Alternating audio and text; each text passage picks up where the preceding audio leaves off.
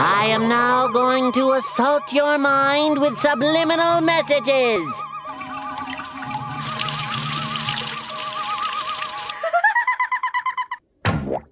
Sorry you had to see that.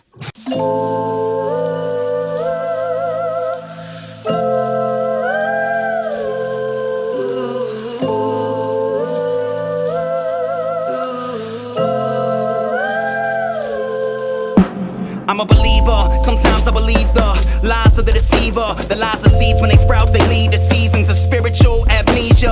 Deep-seated self-doubt, it creeps in my conscience, feeds my fear, and keeps me up at night conquered by critical thoughts. My mind is prone to conjure.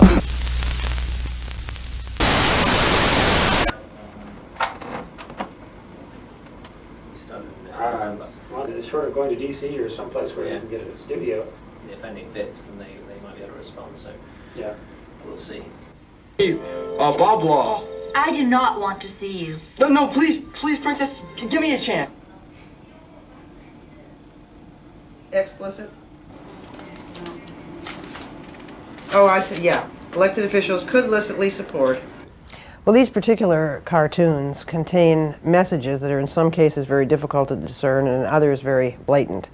For example, in Aladdin, there is a line in the film, "Good teens, take off your clothes," which is discernible to those who are really listening for it, but not necessarily if you're not listening for it. So how's our little bow doing? Come on, good. Can you just take off down? Wait. You know, I've got 6 kids. I've had these videos. I've been watching them. I never noticed. We found out about it from the mother of a 4-year-old child who came to his mother after he saw the scene and said, "Mom, I just saw SEX. What does that spell?" And so if a 4-year-old can pick it up, I think most people can pick it up.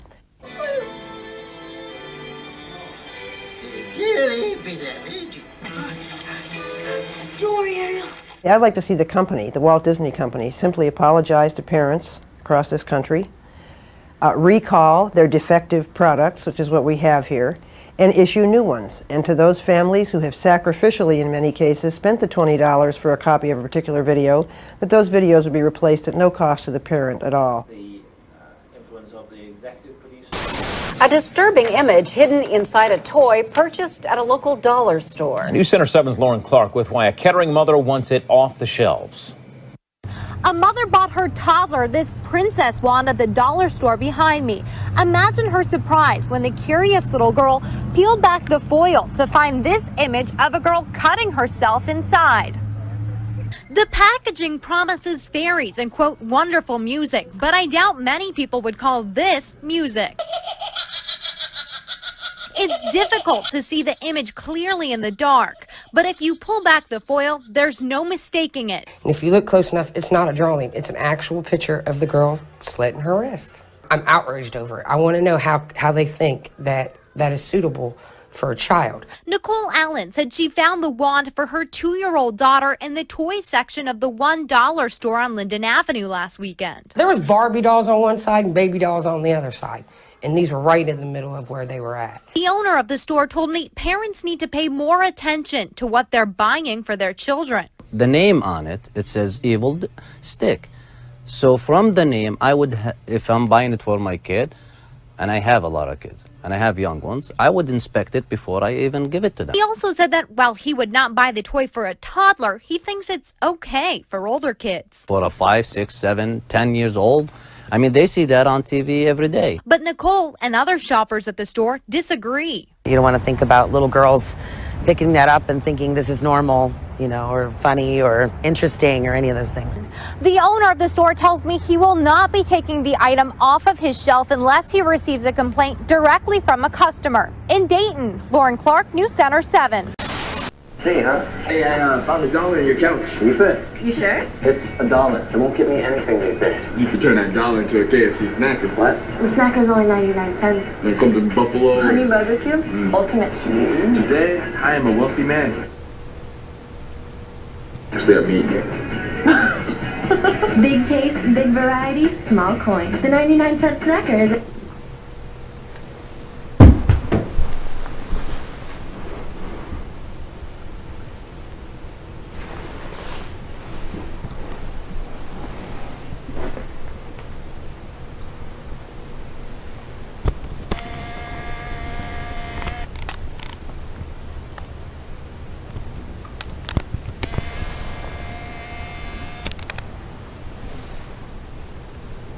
KFC. Grab one and go for just 99 cents. The Colonel. So this is one of the subtle things that kind of tipped me off to the possibility that Mario is getting his powers from Satan. And it's this pentagram that Mario is standing in along with Link and Kirby. This is from a comic called Super Mario in die Nacht des Grauens from Club Nintendo, which was an official Nintendo magazine published in Germany. But if you look closely, it actually looks like they're standing across from a common depiction of Satan, that being in the form of the half-goat, half-human Baphomet. Now, unfortunately, the comic is in German, so I have no idea what they're saying, but this wouldn't be the first time a character in the world of Mario has made a deal with Satan.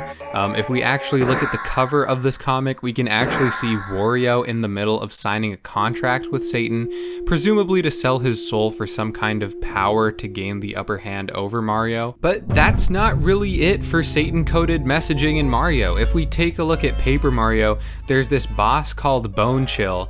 And, you know, you would be forgiven for thinking this had nothing to do with Satan, but actually in the 14th century piece Dante's Inferno, which chronicles the journey of Dante through the 9 circles of hell, Satan is described as a giant 6-winged beast who is trapped in an icy prison. Looks pretty similar to Bone Chill, who's got 6 wings and uses ice attacks at you, huh? And if that wasn't convincing enough, according to Paper Mario lore, Bone Chill used to be a Nimby, which is an angelic being, but after rebelling against Granby, the king of the Over There, he was sent down to the underwear to be imprisoned. Seems pretty similar to the story of how Lucifer, God's most trusted angel, tried to rebel against him but was punished by being sent to hell. The connection between Bone Chill and Satan seems pretty clear at this point.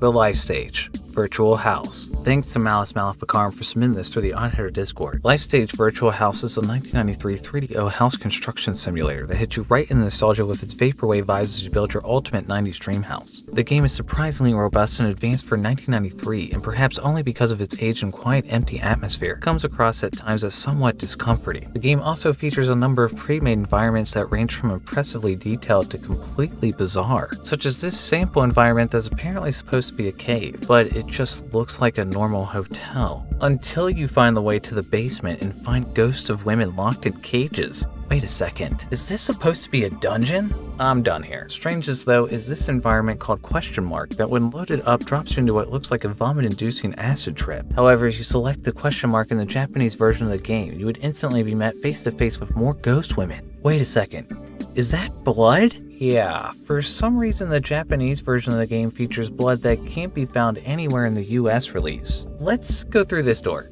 Why is any of this here? Good evening, I'm Keith Tate. And I'm Stacey Scheibel. Thank you for joining us tonight. He is cute, he's cuddly, he likes to sing and laugh, but a Bay Area mother says the Elmo doll that she bought for her 2-year-old son is now making death threats, and she's not laughing. News Channel 8's Peter Bernard shows us why Elmo's new vocabulary has her wondering if Elmo has a dark side. 2-year-old James Bowman loves Elmo. Yep, he saw him on his diaper one day, and that was it. Walk into his Lithia living room and you notice there are Elmo dolls everywhere. James even has Elmo slippers. About an hour later, I noticed exactly what it was saying, and my son was repeating exactly what it was saying. Yeah, James? When he's not playing with one of the Elmos, he's watching Elmo on TV. His latest Elmo, the Elmo Knows Your Name doll, recently ran out of batteries. His mother, Melissa, put new ones in. Yeah, James? What was that? Yeah, James? This Elmo doll connects to a computer to learn certain phrases and the child's name. But yesterday's battery switch appears to have taught Elmo how to make death threats. It's not something that really you would think that would ever come out of a toy, but once I heard it, I was just kind of distraught. Yeah, James? Melissa has a dilemma. This Elmo is her son's favorite toy, but she doesn't want him to hear the Sesame Street character saying the offending phrase. Yeah, James? She called the toy's maker Fisher-Price. considering the fact that my son was repeating it has really upset me, and there's nothing that they are even going, they didn't even sound concerned about it really when I spoke to them. So for now, this Elmo is going to be out of the mix at the Bowman house. And this is his absolute favorite toy, so we've been going through a lot of hassle because he's trying to climb up the counter and up the closets to get it. Within the past half hour, I spoke to a representative at Fisher-Price, the maker of the Elmo doll. The rep tells me they will gladly issue a voucher for a replacement or another toy if Melissa sends the doll to them. Fisher-Price spokesman says they have experts who can evaluate the toy and determine exactly what happened. The toy maker plans to check to see if there are other Elmos with the same problem. Stacey? I have a 2-year-old, so I know how they like to repeat, too. Thank you, Peter. Melissa Bauman says that she has not tried to reprogram the Elmo doll. She fears that the toy could do the same thing, even if she does. Subliminal. A subliminal message. A subliminal message is the power of mind control.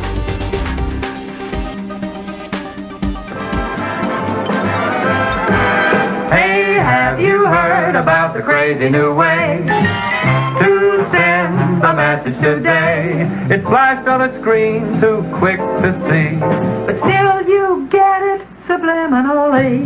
Ladies and gentlemen, the 59 Chevy. See it? Isn't it beautiful? You used a subliminal cut. Now, quite a few subliminal cuts from some photos I made. Okay, class, today we are going to talk about subliminal advertising. What's that? Scully, are you familiar with subliminal messages? You mean like sex and ice cubes of liquor ads? Why would anyone want this job? Because it affords them other interesting opportunities. Like splicing single frames of pornography into family films? Yvonne et Miage. They keep saying that. Let me play this backwards. Join the Navy. They're recruiting people with subliminal messages. Oh, what do you expect? Those turned a whole generation of Americans into smokers with their damn subliminal advertising. Subliminal. It's a subliminal message Broadwave to trigger. I've been seeing this code pop up all over the last few weeks. It's Alliance, and it's high military.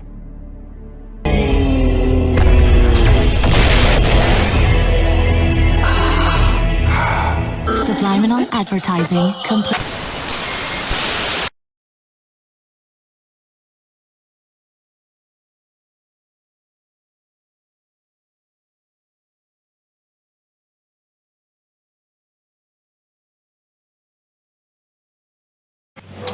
Got a name? Trump. That fits. I bring you a message. A message of great importance. Without my help and knowledge, every one of you will be dead. Sheriff, how long are you going to put up with this? What do you mean? How long are you going to let this con man walk around town? Be careful, son. I can sue you. How about it, Sheriff? When are you going to put the lid on? What for? Well, stealing is stealing, whether you do it with a gun or a mouthful of mealy words. I don't intend to sit here and be insulted, Sheriff. If your people don't want my help, I can go elsewhere. Wait a minute, Mr. Trump. You don't talk for the rest of us. Since the sheriff wouldn't stop Trump, Hobie had to find somebody who would. Sheriff Chet Farrow was the gun law in Talpa, and Judge Clement was the book law. You hear about Trump? Yes, sir. What are you going to do about him? What do you want me to do? Stop him. From what? From taking the town. Can you prove that that's what he has in mind? Well, it's obvious. But can you prove it? In order to arrest him, the sheriff has to have a charge. And Trump hasn't given him a thing to go on. Well, there's got to be some way to stop him. Well, if there is, I don't know it. It's a funny thing. Sir? When we were kids, we were all afraid of the dark. And we grew up, and we weren't afraid anymore, but it's funny how a big lie can make us all kids again. Hobie had checked the town. The people were ready to believe.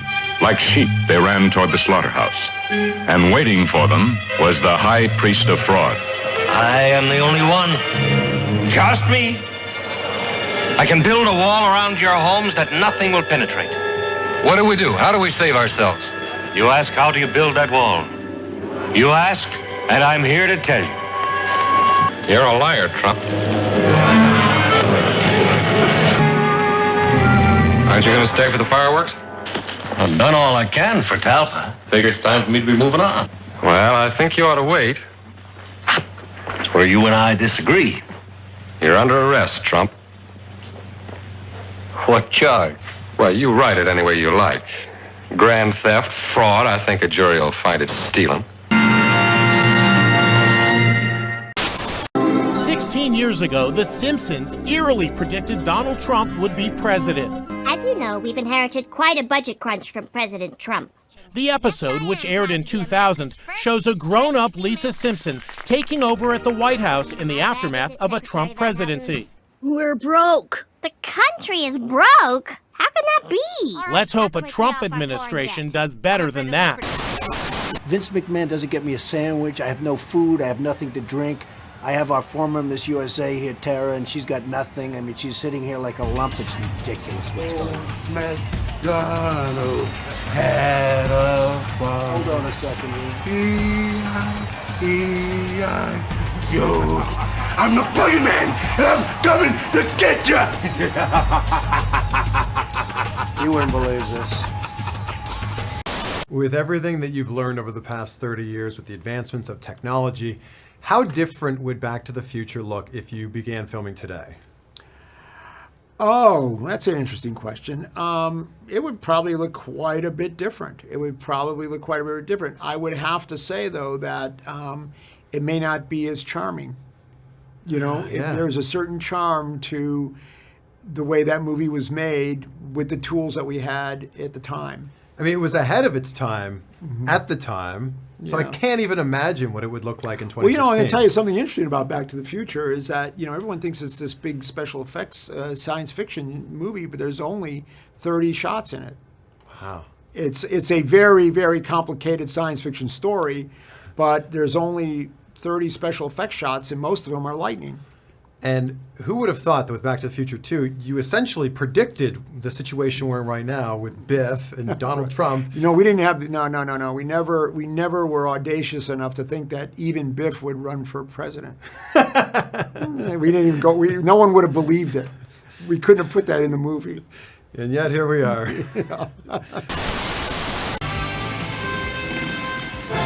Ladies and gentlemen, welcome to the Biff Tannen Museum, dedicated to Hill Valley's #1 citizen and America's greatest living folk hero, the one and only Biff Tannen. Of course, we've all heard the legend, but who is the man? Inside, you will learn how Biff Tannen became one of the richest and most powerful men in America. Learn the amazing history of the Tannen family, starting with his great-grandfather, Buford Mad Dog Tannen, fastest gun in the West. See Biff's humble beginnings and how a trip to the racetrack on his 21st birthday made him a millionaire overnight. Share in the excitement of a fabulous winning streak that earned him the nickname, the luckiest man on earth. Learn how Biff parlayed that lucky winning streak into the vast empire called Biffco. Discover how in 1979 Biff successfully lobbied to legalize gambling and turned Hill Valley's dilapidated courthouse into a beautiful casino hotel. I just want to say one thing. God bless America. Meet the women who shared in his passion as he searched for true love. And relive Biff's happiest moment as in 1973 he realized his lifelong romantic dream by marrying his high school sweetheart, Lorraine Baines McFly. Third time's a charm.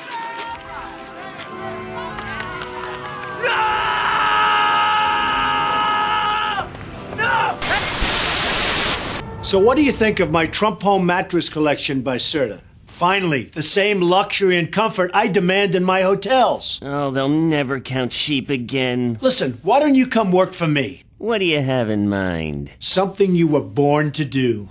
Welcome to Room 9. Looking good, number 9, looking good.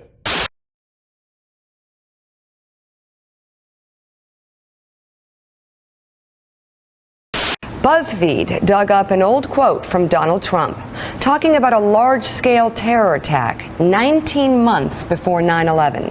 In his 2000 book, The America We Deserve, Trump wrote, I really am convinced we're in danger of the sort of terrorist attacks that will make the bombing of the 1993 Trade Center look like little kids playing with firecrackers.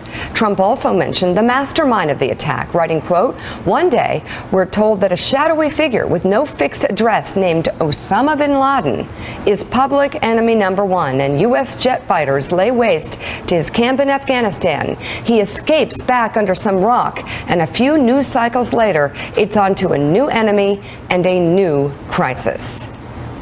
Trump. Wait. Yeah. Mm-hmm. Okay, hold on a second. Mm-hmm. Is this really Trump before 9/11? Have you read this? It's 2000 in his book. Are we making this? Did you make this up, Mika? Nick. I did. Did you make this up? Yeah, Nick, exactly. tell us it's over, right? Because Will you're you wrong stop? about everything. Mika, stop. God. I don't think it's over. What's that? What's the rage here? Will you stop No, picking it's on cute. him? I think it's cute. Well, go for it. No, really quickly though. I mean, so Willie, that was 2000.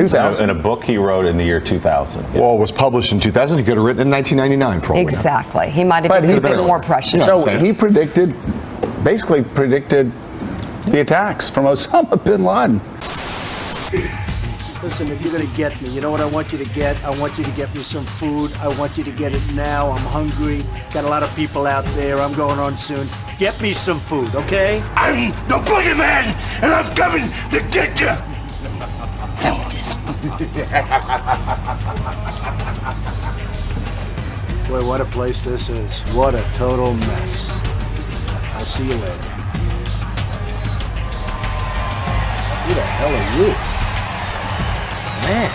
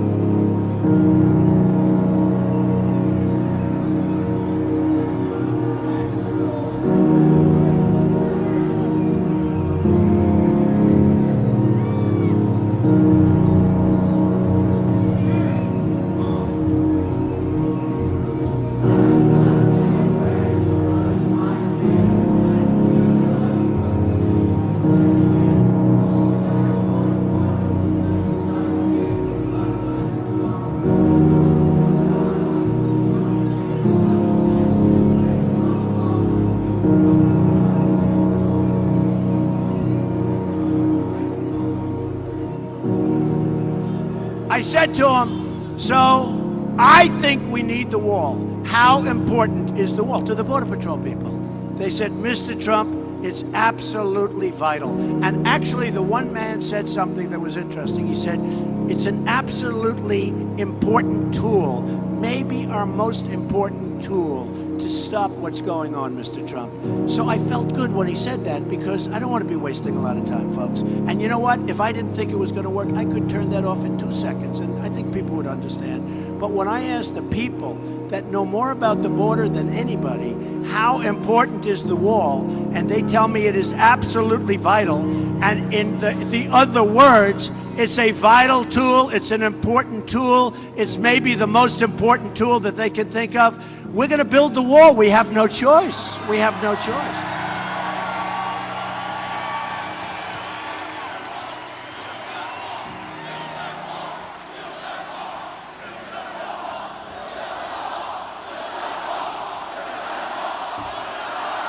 Build that wall.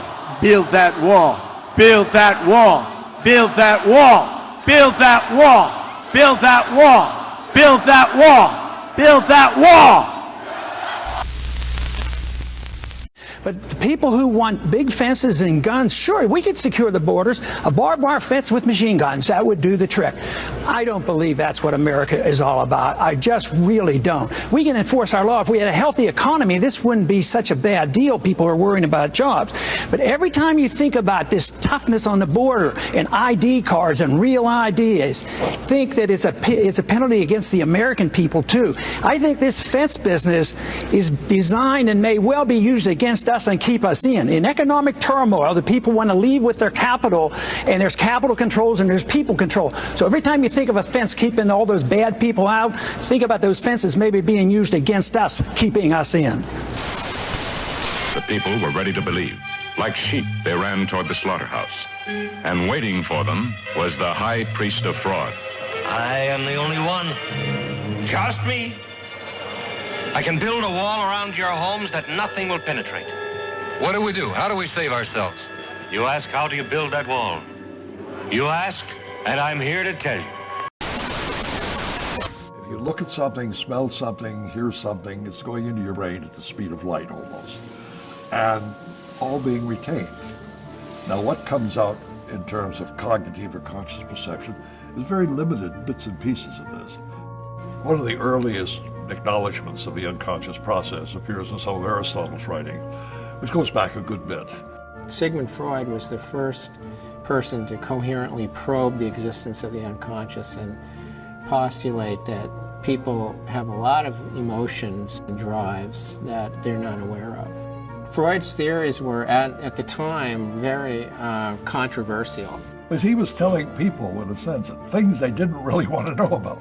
Freud used a number of techniques to determine what their unconscious conflicts were, and one of those that he was very involved with was interpreting their dreams. He felt that when people were sleeping, the barrier between the unconscious and the conscious relaxed, and the people actually experienced in the dream state their true unconscious motivations. Freud wrote an interesting book on the uses of these things socially, and he warned these are dangerous toys to play with because we don't understand them, we're not likely to understand them, and they're capable of triggering off a pathological response.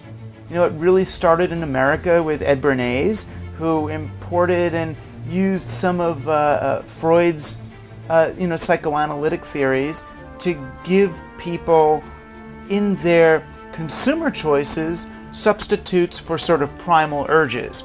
In his book Propaganda, he said it was the duty of marketing people to lead an otherwise unleadable, irrational, free people to making a consensus or a decision that was a responsible decision. And so we had a marketing philosophy that was inherently about manipulating and motivating a public.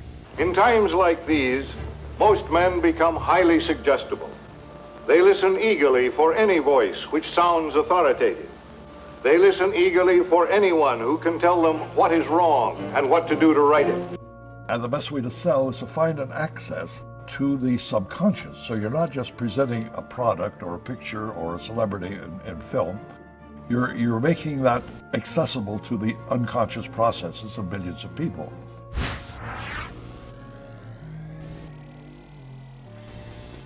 Most of America learned about the concept of subliminal advertising in 1957. There was a marketing researcher by the name of James Vickery, and he announced that he had done this very elaborate experiment, supposedly. He claimed that he had conducted a secret experiment in a New Jersey cinema in which he had flashed the words "hungry, eat popcorn, and drink Coca-Cola" over the movie Picnic starring Kim Novak. And they weren't even single frame ads, they were much faster than that because he was using something called a tachistoscope. The high-speed tachistoscope. This is a projector that flashes about 1/50th of a second, though you can change that speed. And he reported that the Coca-Cola consumption went way up, the popcorn consumption went way up. Enormously successful.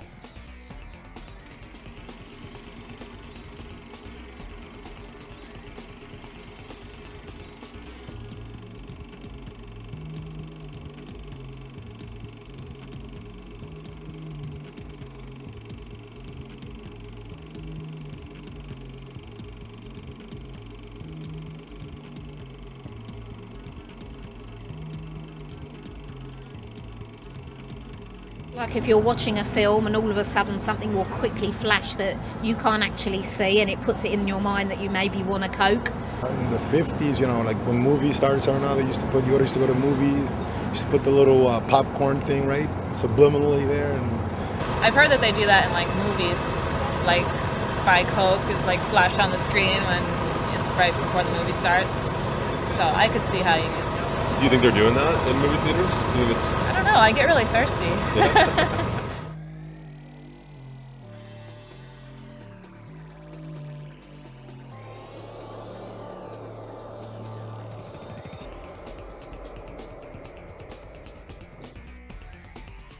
A lot of companies were interested. A number of TV stations agreed to run subliminal ads. Many competitors came into the field with other products, and television and radio stations openly admitted that they were experimenting with it. Radio stations were going to run whispered ads where they'd whisper things like buy Oklahoma oil or drink 7-Up very softly beneath the records that the disc jockeys were playing. And it caused an outrage. The public got very nervous and very excited about it. There were all sorts of editorials against this. Congress decided that they would have to hold hearings on this. Vickery went to Washington to demonstrate this process. And this led to statements like those by Norman Cousins that condemned subliminal as the most dangerous technology to have ever been developed by man.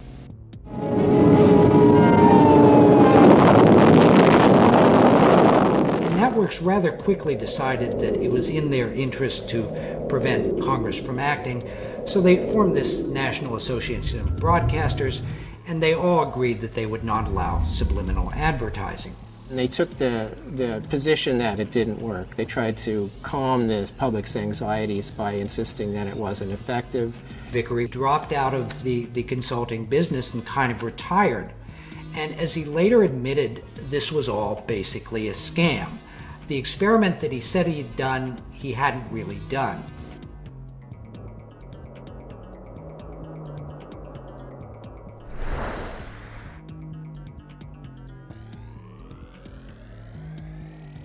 They increased the consumption of Coca-Cola and popcorn enormously.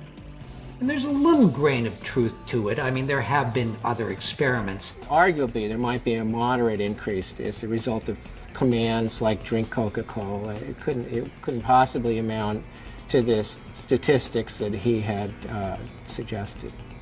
But once you let the genie out of the bottle, it's very hard to put it back in. So we've had this almost a mythos of subliminal advertising ever since then.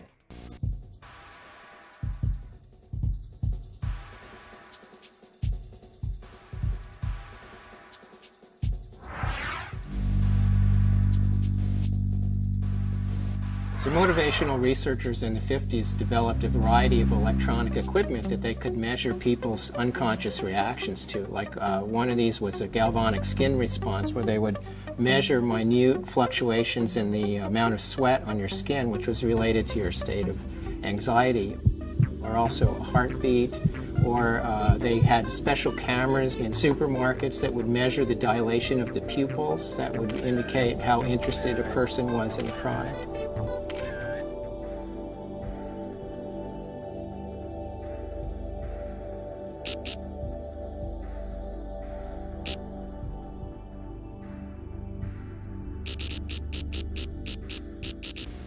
The advent of new technology, positron emission tomography, enhanced magnetic resonance imaging, etc., and we're seeing a whole lot of new research come out, shows us what areas of the brain are excited by subliminal stimulation. Kilborn and Associates in the mid-'80s did a fascinating experiment where they took two actual advertisements that they believed contained subliminal impacts that they had found on their own. One of them was a Marlboro ad, which showed guys on horseback driving through the range with big rocks around them. And one of the rocks, allegedly, had been made to look like an erect phallus. And they hired an artist and they adulterated the picture and took the phallus out so they would have a control. And then they showed it to people and measured their galvanic skin responses and found out that the picture with the phallus had a greater effect than the picture without the phallus.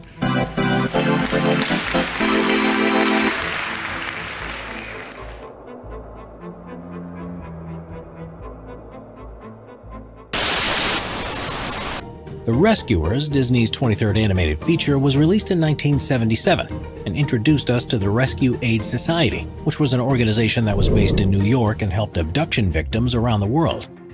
This subject matter was deeply political, and Walt Disney himself delayed its development in the 1960s because of concerns about this. But it was revived the following decade as a project for trainee animators. Despite its already risque narrative, there's a moment around 38 minutes in when things are equally as controversial on screen. Bianca and Bernard are flying through the city while sitting in a sardine can on top of the bird. And in a background apartment window, there's a clear image of a topless woman. According to Disney, this hadn't been done by the original animators, but during post-production when the film was re-released on VHS. Once it was spotted, they had to recall as many as they could, just in case that one frame warped any impressionable young minds.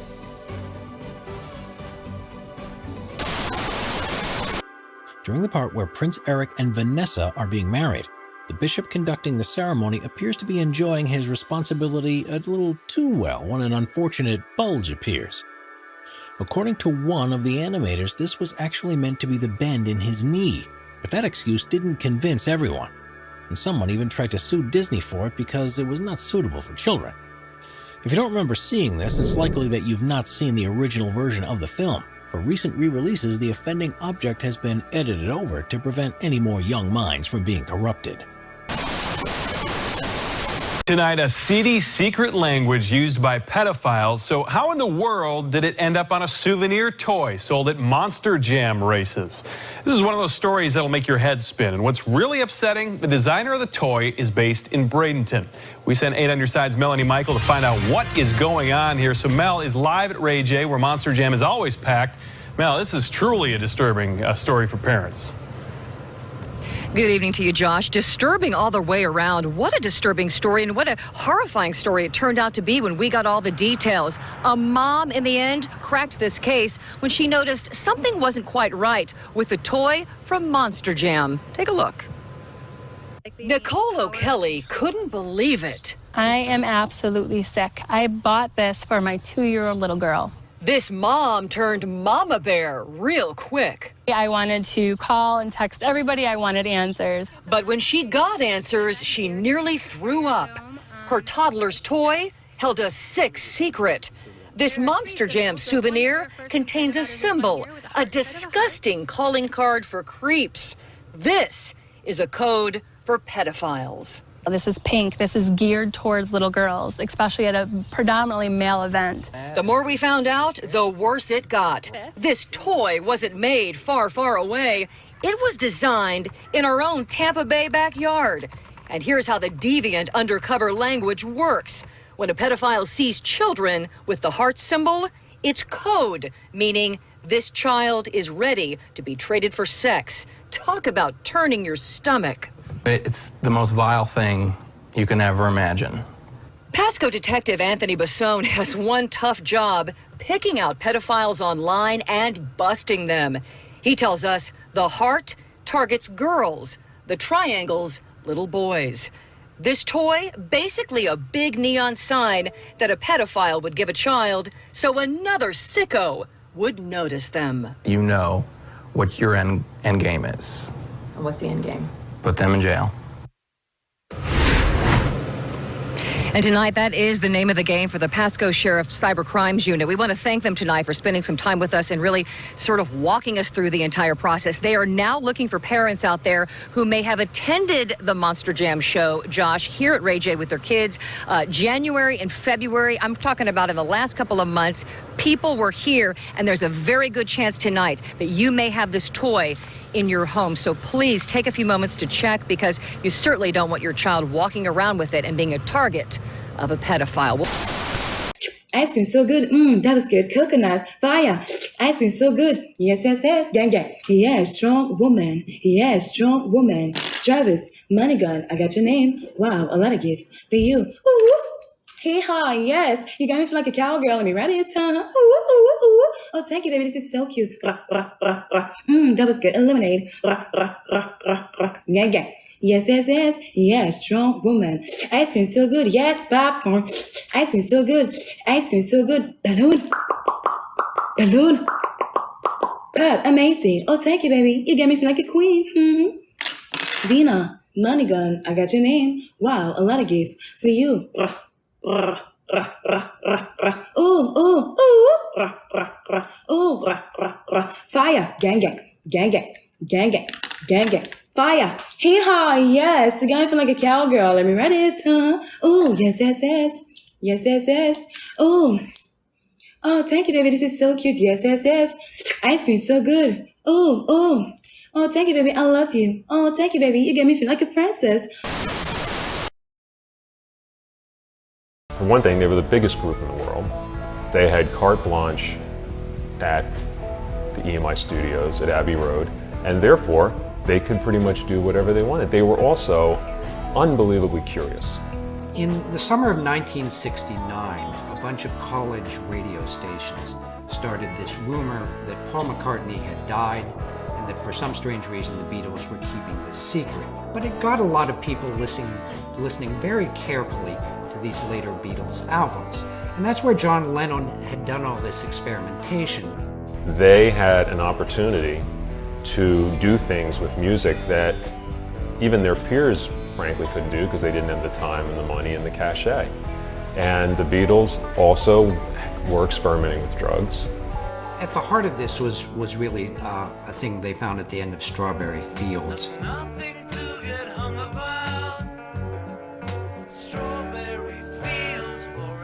I know, I buried Paul, that kind of thing, whatever. Yes, that is manipulation.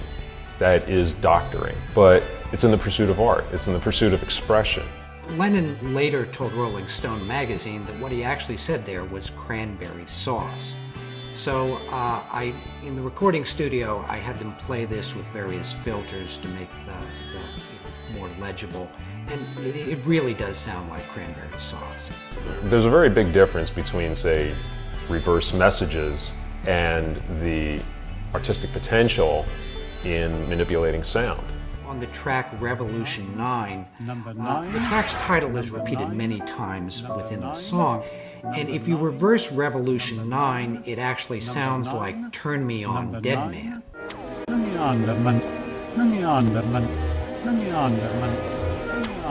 In order to write a lyric that will say one thing forwards and something else backwards, what kind of writer do you have to be? That's a genius beyond my comprehension. I can't imagine that anyone's that smart. You have to draw a distinction between what I call the engineered reversed messages and the ones that are purely coincidental. For instance, it's been found that if you say the words, Jesus loves you, record that and play it backwards, it sounds like we smell sausages.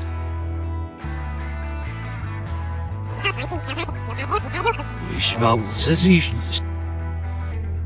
What it proves is that our minds have this great pattern finding ability, and we can really make sense even where there's nonsense there. I would think that the Revolution 9 thing is purely coincidental.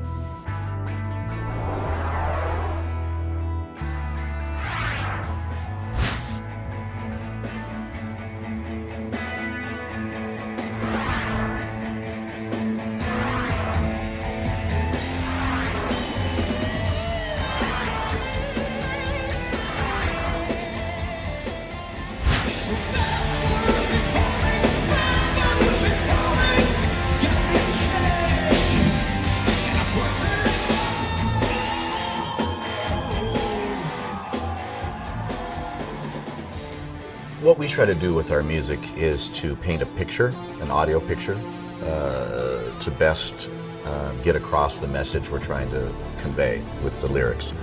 And we use whatever means we can to do that. The first album I remember hearing anything like that on was the Beatles' Sgt. Pepper. That was filled with all kinds of interesting sound collages and spoken word pieces and specialty sounds. You know, some people talk about the dangers of subliminal messages. They talk about that in music, and I think that topic itself is subjective. What is subliminal? It all depends on who's listening. You know, I hear things very clearly in records, you know, that are there because that's my gig. That's what I do. You know, I listen to things very carefully. Other people might think something's subliminal because they've never heard it before. Well, they're just not focused on it. So I think it's all kind of debatable. We'd like to forewarn you to brace yourself because what you are about to see is hardcore truth that much of the mainstream media would like to keep hidden from your eyes.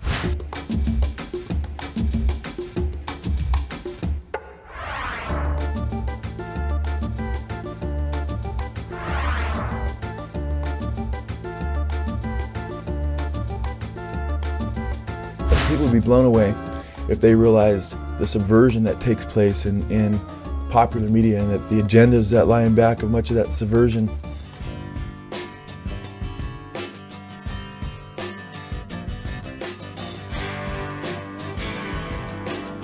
Here we see Robert Plant while singing Stairway to Heaven telling his fans that sometimes words have two meanings as he signs with his hands that they are both forward and backwards. 'Cause you know sometimes words have two meanings. But basically backwards and over 25 words backwards straight. It says, here's my sweet Satan. I want to live it backwards like the Zepp, whose power is Satan, and he will give you 666.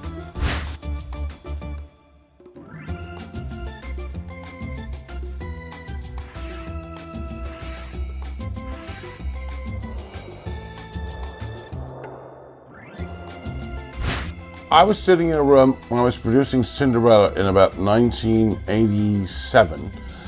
This child who was on methadone started questioning me on this backward masking. It's crap. This satanic phenomena goes far beyond the scope of human ingenuity and is demonically inspired. Bob Garcia of A&M Records stated, quote, "It must be the devil because nobody here knows how to do it." Well, there's no point to that anyway. And you can make anything up you want if you wish. So I believe personally, deep down, they know what's going on, and they were seducing their fans into, hey, you know, the whole power trip. Backwards masking is rubbish. It never happened. We never did it. That's just a fact. I was there. There's so much evidence out there, but it's under the surface at first, and I think when people begin to see it, hopefully they care enough about truth more so than experience.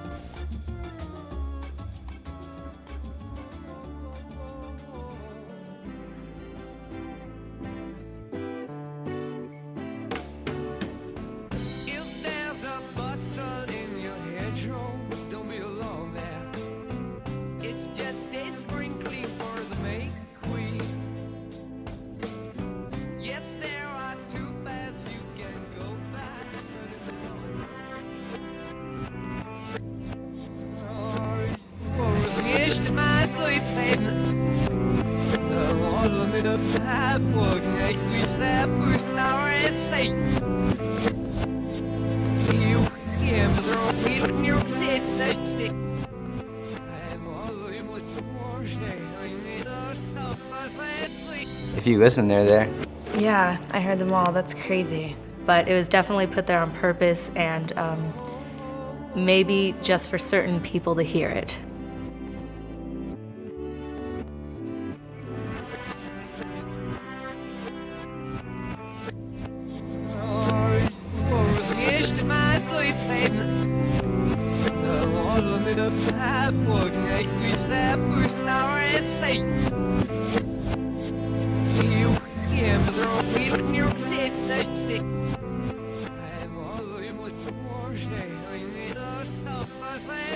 I could definitely hear the words in there.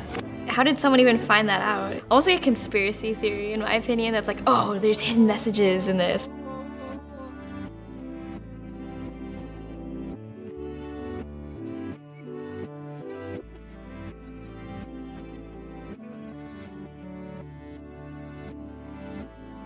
The only thing I really heard was music. It kind of sounded like it was in a different language.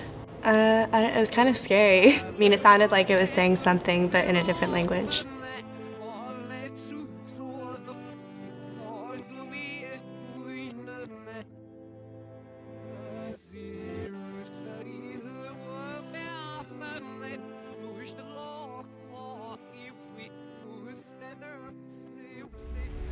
You know, if you want to hear Satan talking to you while Stairway to Heaven plays backwards, then that's exactly what you'll hear.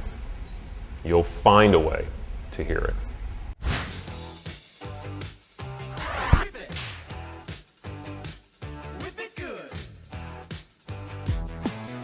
First time in Devo that anybody ever said anything to us about subliminal messages. We'd made this short film, and it was long before MTV. It was called In the Beginning Was the End, The Truth About De-Evolution. And somebody came up to us after we showed the film once, this woman, and she was really mad. She goes, I know what you're doing. I know what you're up to. And we're like, what? What'd you say? And she goes, I know what you're doing. I saw it. I saw on the screen, I saw the word submit and the word obey. And we're like, wow, where'd those go? How'd those get in there? And so we were like, yeah, right. And after that, you know, we were thinking, oh, we got to put subliminal messages in our stuff now. To me, backward masking, you know, and the Beatles and Paul is Dead or any of that kind of stuff, to me, that was just all the fun stuff. That if you were a fan, you looked for that kind of stuff and you wanted to find it. The idea of it being dark or malevolent, you know, I think is just kind of paranoid thought on the part of people that already don't like the music. I never really saw anything of harm coming from backward masking. Emergency service. He's on another one. He'll be finished shortly. There's been a double shooting. Okay, whereabouts was the shooting? Right in my backyard. Is anybody hurt? It looks like there's two bodies. I didn't want to go over and look. In what observers call a first-of-its-kind trial, attorneys today told a Nevada court that two troubled young men who shot themselves in 1985 were influenced by subliminal messages in a rock and roll album.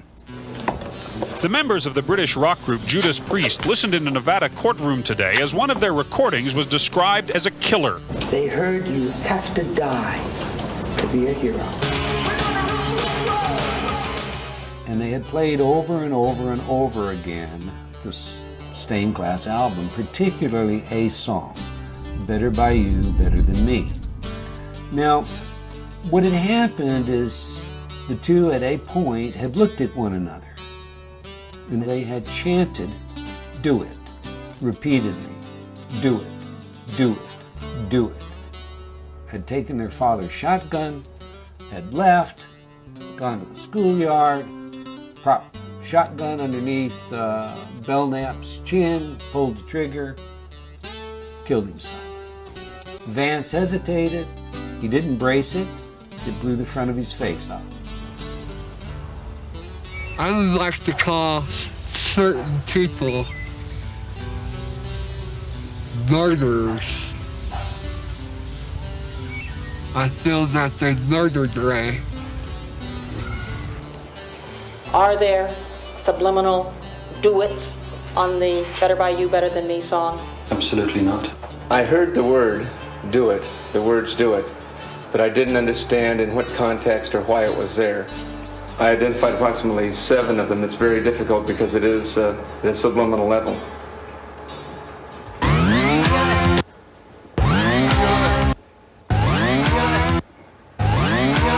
The group, Judas Priest, admitted that they had used subliminal messages on other recordings, just not this one. It is the claim of subliminal messages that propelled this case to trial. Similar lawsuits claiming rock music caused damage have been thrown out of court because lyrics are protected as free expression under the First Amendment. But the judge in this case says subliminal messages are not protected as free speech. What is really on trial here is the whole concept of subliminal persuasion. The courtroom is no place for reveries about the unknown capacities of the human mind. We took the judge into the control room and played all of the 24 tracks that were mixed to make this record, and showed the judge how, you put, it was actually at the end of a vocal, and so there was an exhalation of breath combined with a guitar sound to, and then if you listen to that with the thought in mind, the suggestive thought in mind that it says do it, you can hear do it. So yes, it was there. And that's what made me so puzzled when the judge concluded that if it was there accidentally. That made no sense to me at all. CBS never produced the original master. The original 24-track master would have been required in order for us to determine whether it had been intentionally placed there or it was indeed a coincidence of sound. And so I argued that it was the straw that broke the camel's back. And the judge decided, look, they had all kinds of reasons to harm themselves, and to make a case for that alone, it didn't hold water. Prosecution have alleged us and tried to paint this picture of drug-crazed Satan worshippers, and nothing could be further than the truth. It's absolutely ridiculous and bizarre.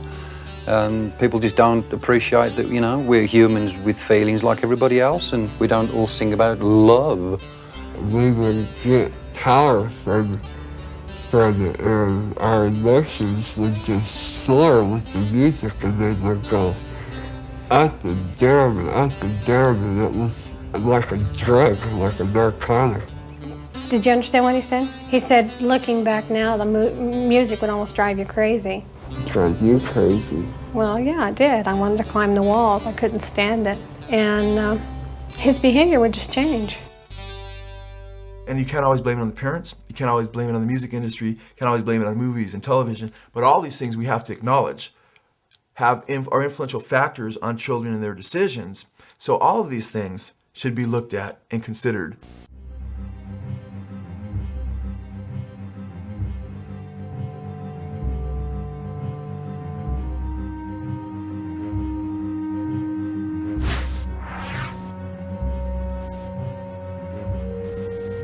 Hitchcock was really intrigued by this whole idea of subliminal effects in movies.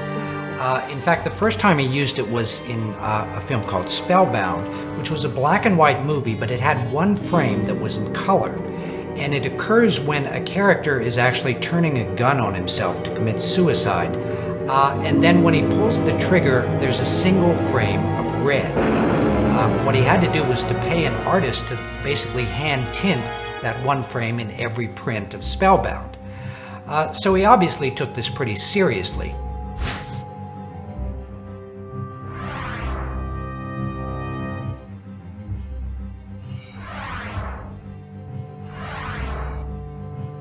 Oh, I saw him in the editing room where he would cut right down to the frame, just frame by frame where he'd want his cuts. So he took a great deal of time with the editor in what he wanted. When he came to do Psycho, he did something even more elaborate. Towards the end of the film, there's a very slow dissolve to a shot of the police pulling Janet Leigh's car out of the swamp. Well, during that dissolve, Hitchcock superimposes this kind of skull-like face on Tony Perkins' face. So it creates a rather ghoulish effect. And obviously Hitchcock thought that this increased the emotional punch of this particular part of the movie.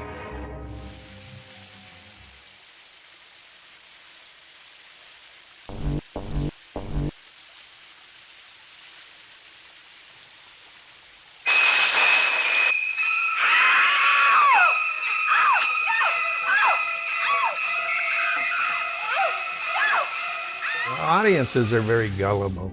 I just feel that you can lead an audience like Hitchcock would do, and I think you could do it with subliminal. It would be very effective. If murder and knife and that sort of thing was intentionally put in, it was done, I wasn't around, it was done when he worked with the writer.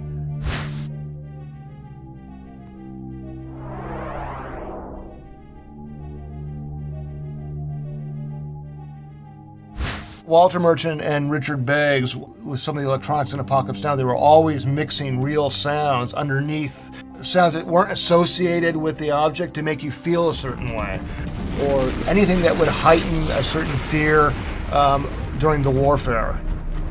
On top of that desire to be very, very accurate was this desire to go very deep psychologically. I mean, there were any number of tricks or things that happened in the soundtrack of that movie. During the helicopter attack on the village, a wooden trestle bridge is destroyed, and so these wooden timbers their explosions. Also mixed in with that were the sound of bowling pins being struck with a bowling ball.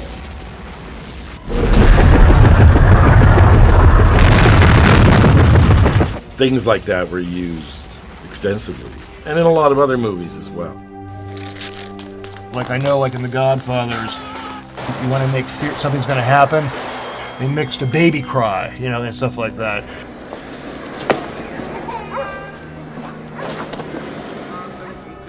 The baby crying is very, very important to pay attention to, because otherwise there's no future.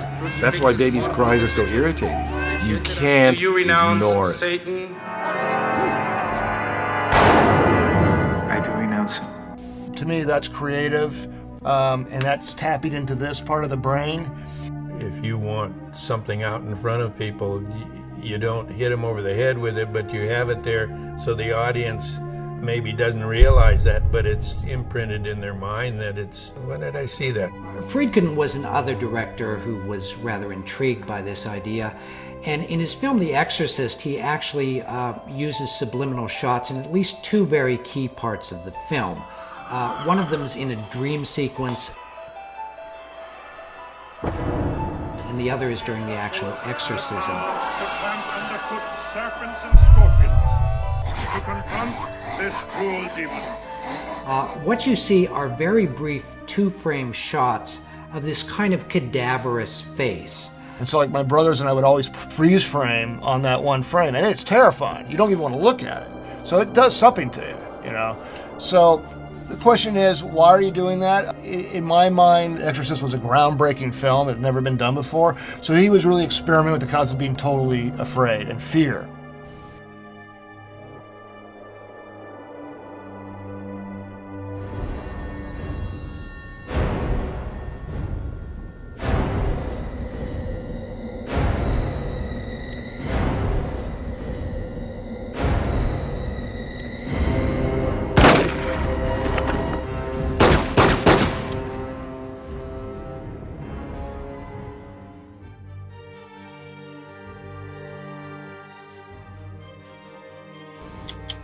Last June, delegates to the Southern Baptist Convention's annual meeting voted to boycott Walt Disney. They are pushing a Christian bashing, family bashing, pro-homosexual agenda. There was the suggestion that a clergyman became sexually aroused while he was performing a marriage ceremony. The allegedly offending bulge goes by in less than a second.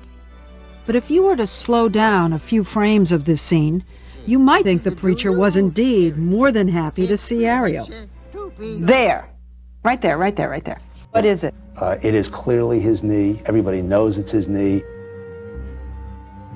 We ask for a transformation of Disney, or Disney will go down.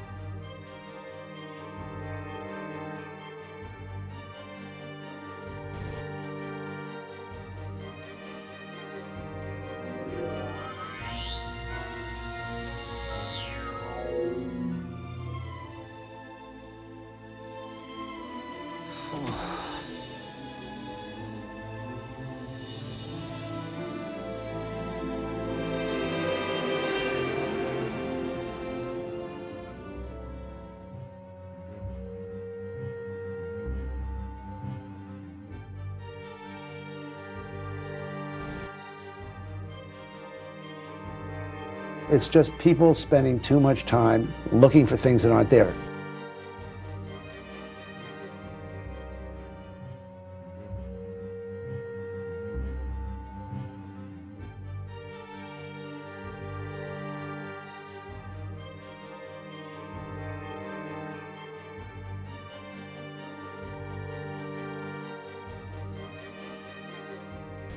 That's how we can sell sex to little girls.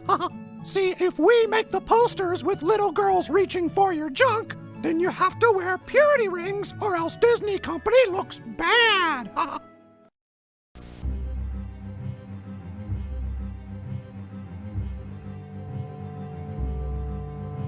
We thank you so much for this bountiful harvest of Domino's, KFC, and the always delicious Taco Bell.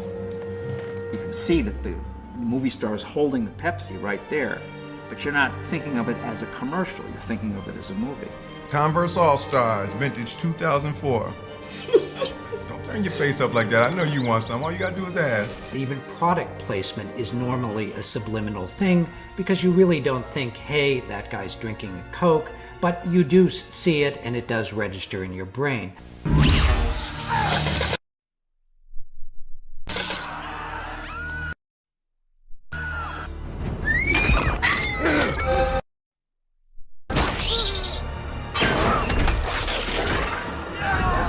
I think that's the best way to do it than hitting them over the head with a product right in their face.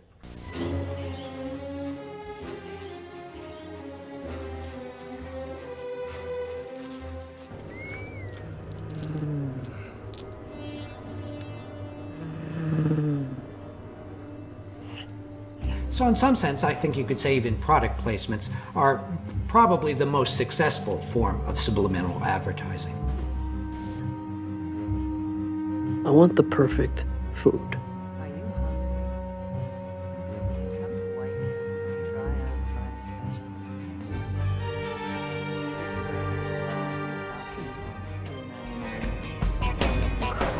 Imagine all those burgers in your stomach right now.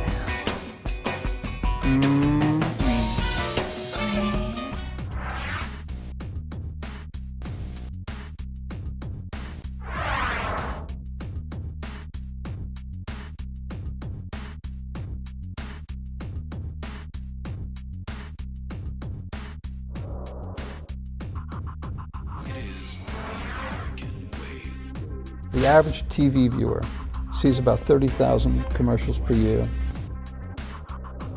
That's 30,000 repetitions of a single message. And the single message is, buy this, do this, it's going to make you feel better, you're going to like it. If you're not doing it, you're probably not very hip. This is going to solve a problem for you 30,000 times.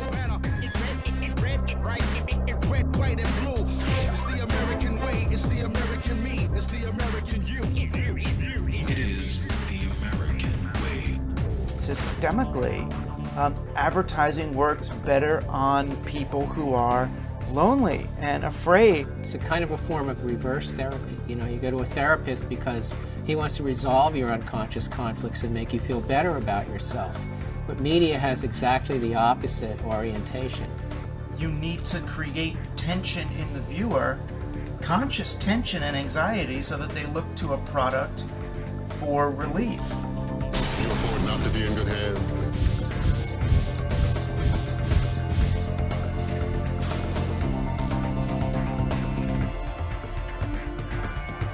If people are happy, they're not going to buy stuff they don't need. There's been memos that have been circulated, where insider advertising executives have said, it's our job to make women feel bad about themselves. We really believe that this is the way a woman should look. This version of some guy's marketing plan that he's set up. They all look at that pretty ad. I like the boobs I'm looking at while I'm up. They don't realize that they're being engineered. We can look at things like anorexia and bulimia, and say, as far as I'm concerned, you can look at that and say this is a media-driven event. Our families are being destroyed. I mean, we've never in the history of humanity been under an assault because we've never had mass media like we do today.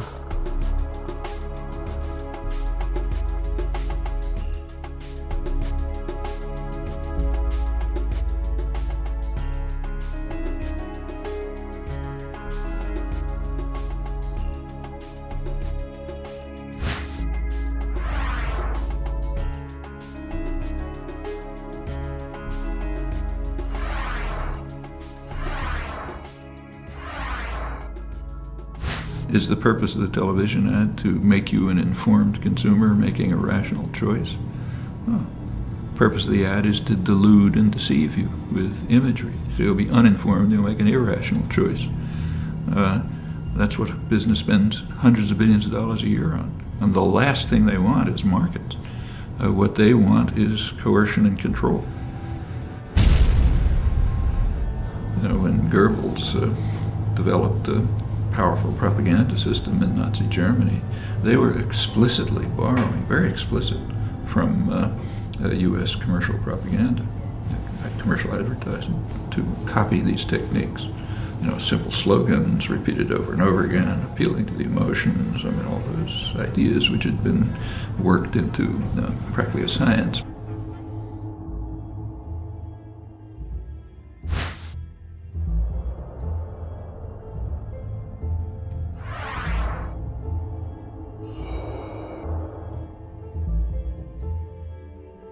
If we don't have any kind of critical analysis, some kind of overreaching way in order to analyze and understand what's being fed to us, how people can be manipulated, people enjoy the manipulation. Advertising is fun. Reality is boring. You take the blue pill, the story ends. You wake up in your bed and believe whatever you want to. You take the red pill, you stay in Wonderland.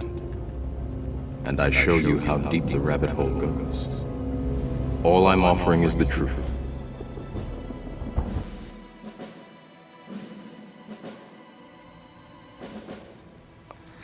Let's see,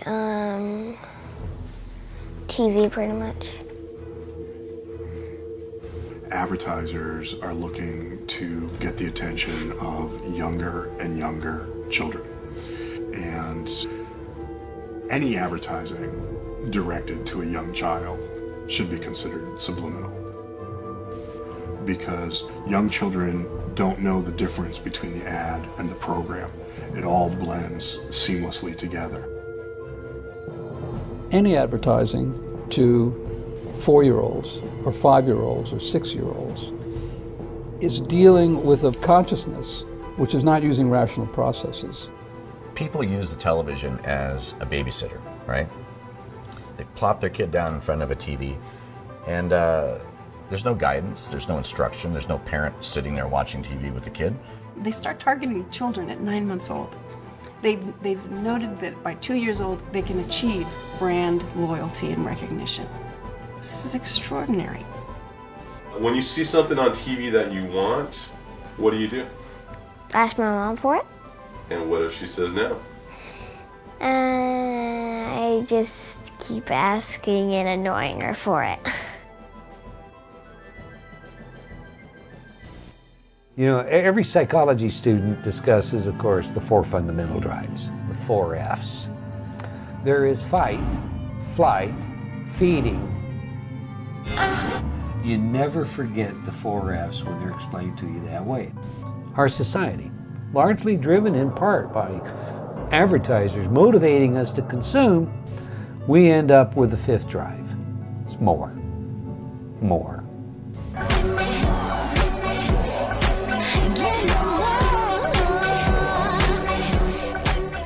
We systematically desensitize their threshold of arousal by increasing the amount of stimuli that we deliver that is sexual or violent or gross in nature. And so the more begins with, I want more stimulation. And then it continues through everything else, whether it's more food, more alcohol and drugs, more cars, more money, more power, more women, more.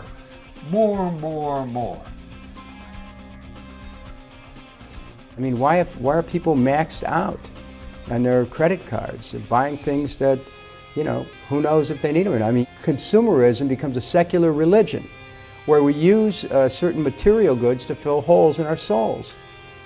Any one of us can be trapped by this. I mean, I would ask anyone to look around their house at how many things that any of us have bought over the course of the last 10 years we don't use. Simply knowing what's going on is not going to protect you from the effect. You can know perfectly well that they put this gorgeous model in an ad to get you all excited about Coors beer. The fact is, it's still going to work. We're all consuming and acting and behaving precisely the way that they want us to. It's what the church does. It's what monarchs did. It's what advertisers do. And, you know, and the game continues. Some are wondering if perhaps there was a subliminal ad, a flash of a commercial product seen on the show.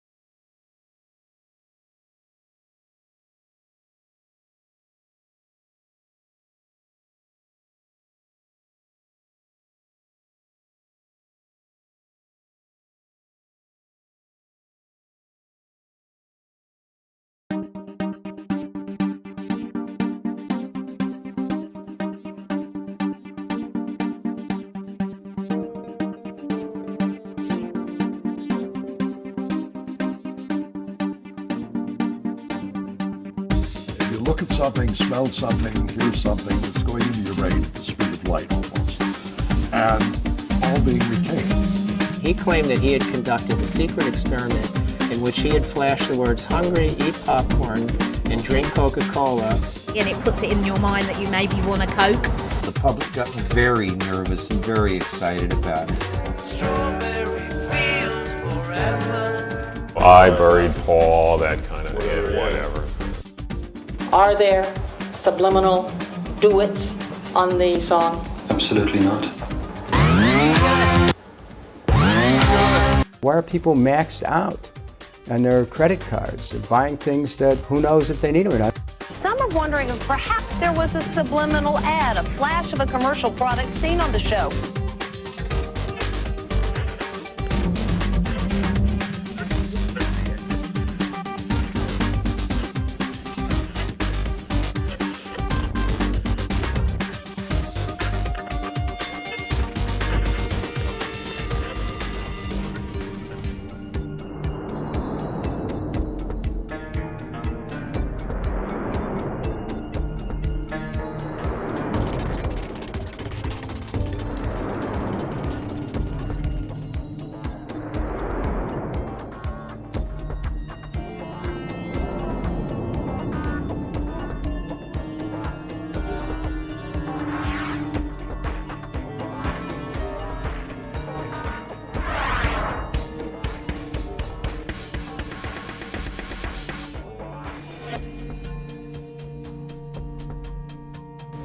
In the research that was conducted by the Roper organization, they found that 57% of Americans believe that subliminal advertising happens. I think there's so much in the air, there's so much a sense of sort of distrust in government, in powerful leadership, that I wouldn't be surprised to find that more people now believe that subliminal advertising is practiced than have in previous decades.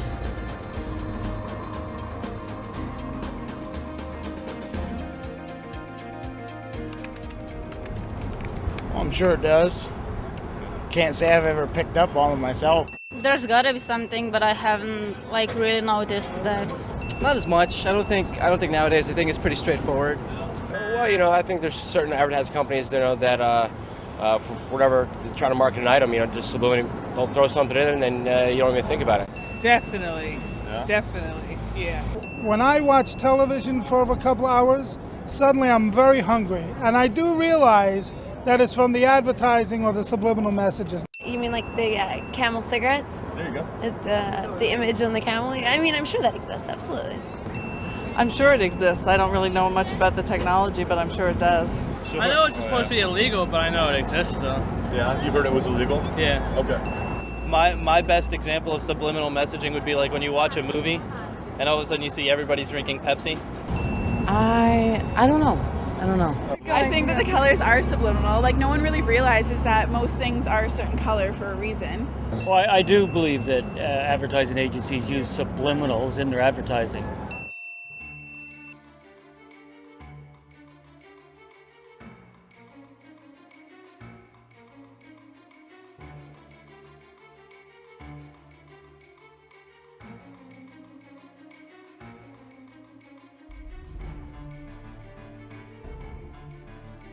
To be effective, a subliminal message has to either stimulate an unconscious anxiety or satisfy an unconscious fantasy. You discover very quickly that the human brain is extremely sensitized to things that deal with the beginning of life, reproduction, sex, as we vulgarize it, and the end of life, death. Now, if you can plant something in there that's strongly motivating, sex and death, the unconscious will remember that for a long time. We don't know for how long.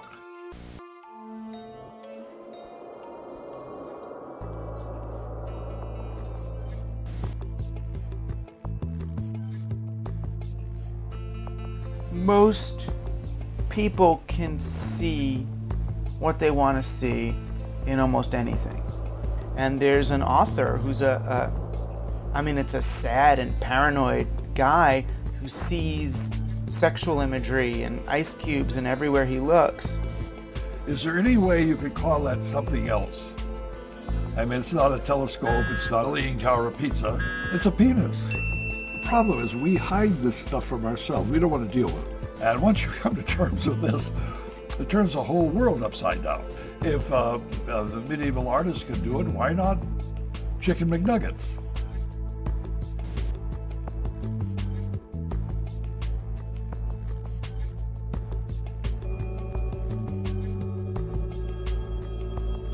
The SEXs are all over the crackers. Makes them taste better. I love Ritz crackers.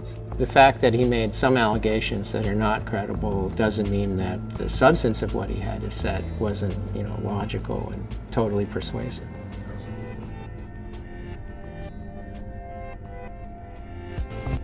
This ad appeared on the back cover of Playboy, of Time. The ad was used for about 3 years. How could this stuff ever sell Johnny Walker Scotch? They didn't put any scotch in the glass. The glass is empty.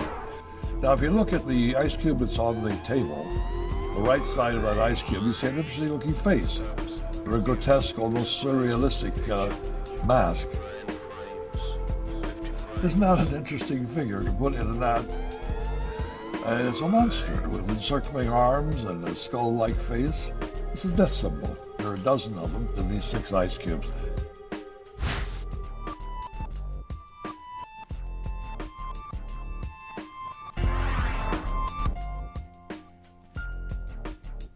The predominant trend in modern subliminal advertising seems to be sexual assault or sexual violence. And this is an example of that. If you look at her facial expression, it could be that she's finding it extremely unpleasant. And the person on the left seems to be violently ripping her necklace from her throat. Well, it reinforces the idea that women are victims and that it's sexy for a woman to be a victim. And that's very powerful and very important to maintain status quo in our culture. And that's how you can convince men also that she deserves to be violated. She wants to be hurt. She's, look at her. This Benson and Hedges ad first appeared on the back cover of Time magazine and also in We magazine. On a conscious level, the ad is promising sexual excitement, but at an unconscious level, it's stimulating sexual anxiety. And the reason is that a lady's backbone has been carefully airbrushed to resemble an erect male phallus. Anxiety is associated with the consumption of cigarettes. We all know that people smoke more when they're nervous. It's totally logical to think that making them nervous induces them to smoke more. To really intend to make people anxious, and you don't know how that person deals with anxiety, the only thing you're wanting is that he light up a cigarette, but you don't know what else it might do, okay? That to me is outrageous. If you're very sensitive to the idea of phalluses, you're going to have a much harder time seeing the phallus in the Benson and Hedges ad than if you're not. And if you're more sensitive to it, it's more likely to have a greater effect on you unconsciously. So in that respect, that they are tapping into something that I think is strong, potentially, and therefore is very worrisome. It isn't that the cues, the stimulants are invisible to the naked eye. It's just that we don't recognize them for what they are. So the most notorious example of this would be the Newport cigarette ads, which simply show happy couples frolicking in the green, But you realize after you look closely that these are really sort of sadomasochistic dramas, that either the man or the woman is in fatal control of the situation. So that would strike me as a good example of a subliminal pitch. It's all right there on the surface. We just don't know that the surface is, in fact, exactly what it is. For me, the bottom line, as I was saying before, you don't mess with the unconscious, because you don't know. You don't know what the effects might be. After spending 5 or 10 years looking for any truth at all in it, I don't see any use of subliminals as they were defined in the 70s.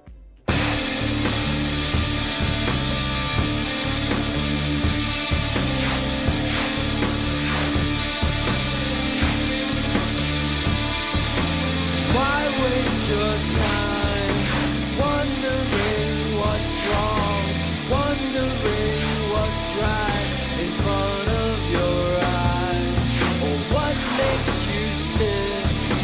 Don't waste your time wondering what makes me tick. Invisible truth, invisible lies, invisible man behind the curtain. Why waste your time questioning shit? You know it, but you can't be certain.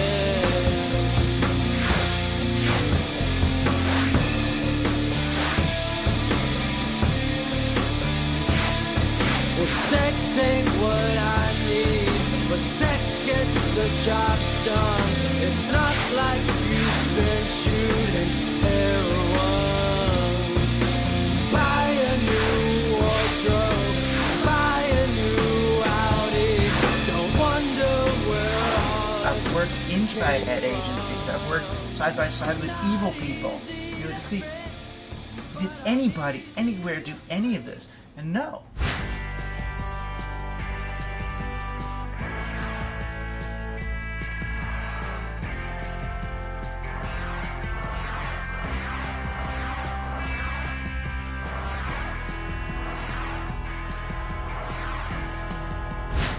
I remember the first commercial I ever did was a Hawaiian Punch commercial. And I remember putting the message, sugar is bad for you. Just, set it in low volume in the background. And everybody in the room's tapping their pencils, and they're all, they're just all these execs and the creative people, and they're all going, yeah, that's Hawaiian Punch, yeah. And they're just like singing the song, and they're just like, and we're looking at each other and we're like, nobody heard it yet. And it was like, sugar is bad for you. Went down on the commercial, and it went out nationally. And we found a whole list of things that we were able to easily put in a commercial and never once got stopped. They must work, because we said something. I remember doing a Levi commercial and saying something like, this is the uniform of the WAD. And I don't know, they're all wearing blue jeans now, so it must have worked. It must have helped Levi's out, I guess. I'm sure that if I can put, subliminal messages in a commercial, that advertising agencies must have a much easier time of it and probably can do it in much bigger ways.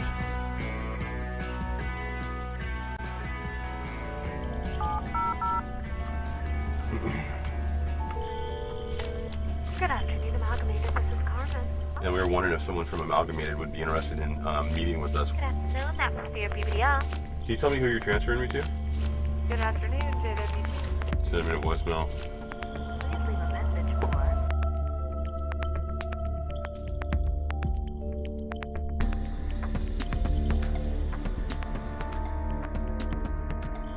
Advertisers just can't admit it. I mean, of course they can't admit it. They're not going to say they embed, phalluses and cigarette ads. I used to work in advertising for many years as a research director, and all I ever got in response to my questions were obscenities.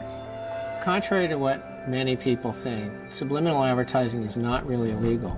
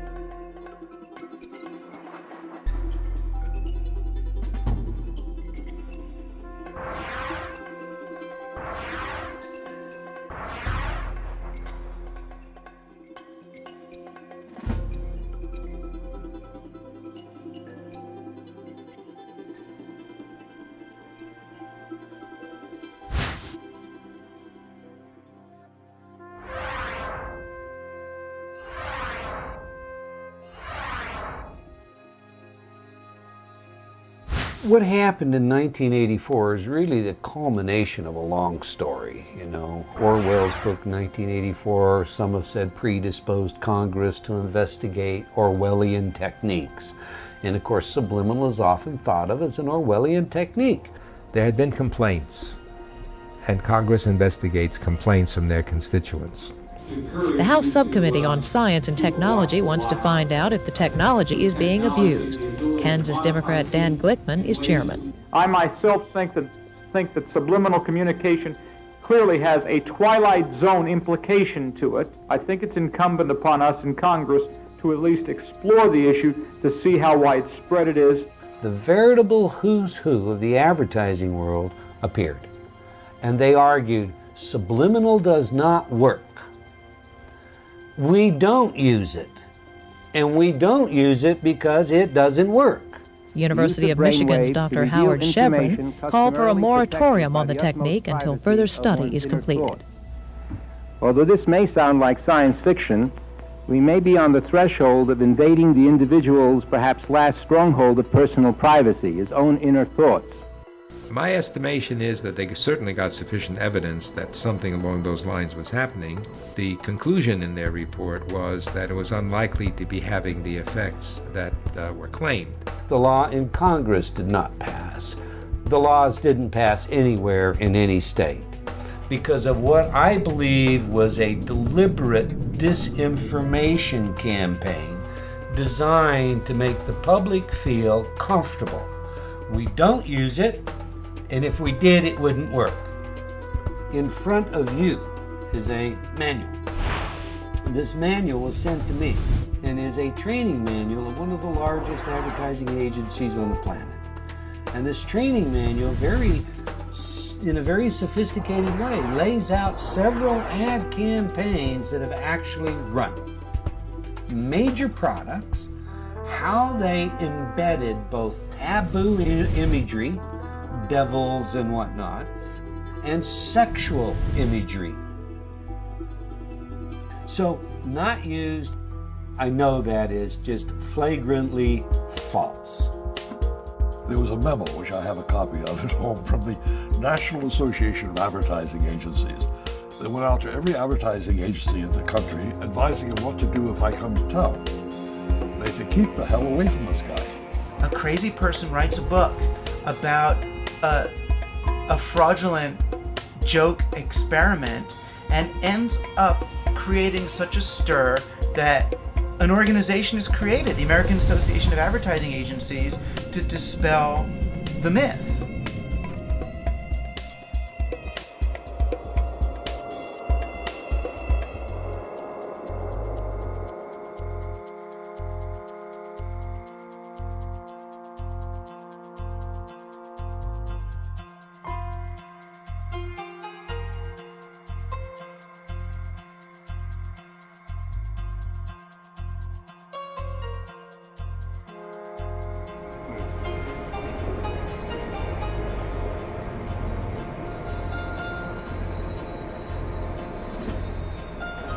Here to see Kip Chang. From what company?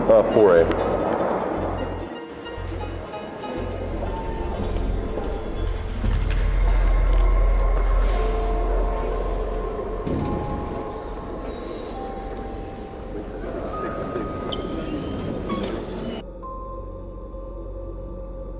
You can't shoot in this building. The fact that you won't meet with me. You know, You guys out. I will talk to you. Okay.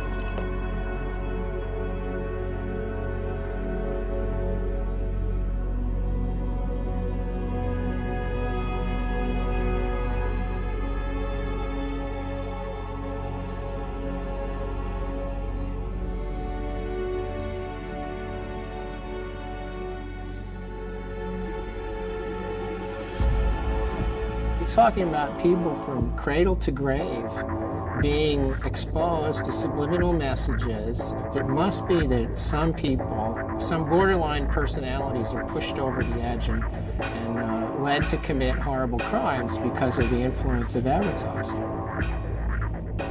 There is loose in their towns people like me today whose dangerous impulses are being fueled day in and day out, by violence in the media in its various forms, particularly sexualized violence.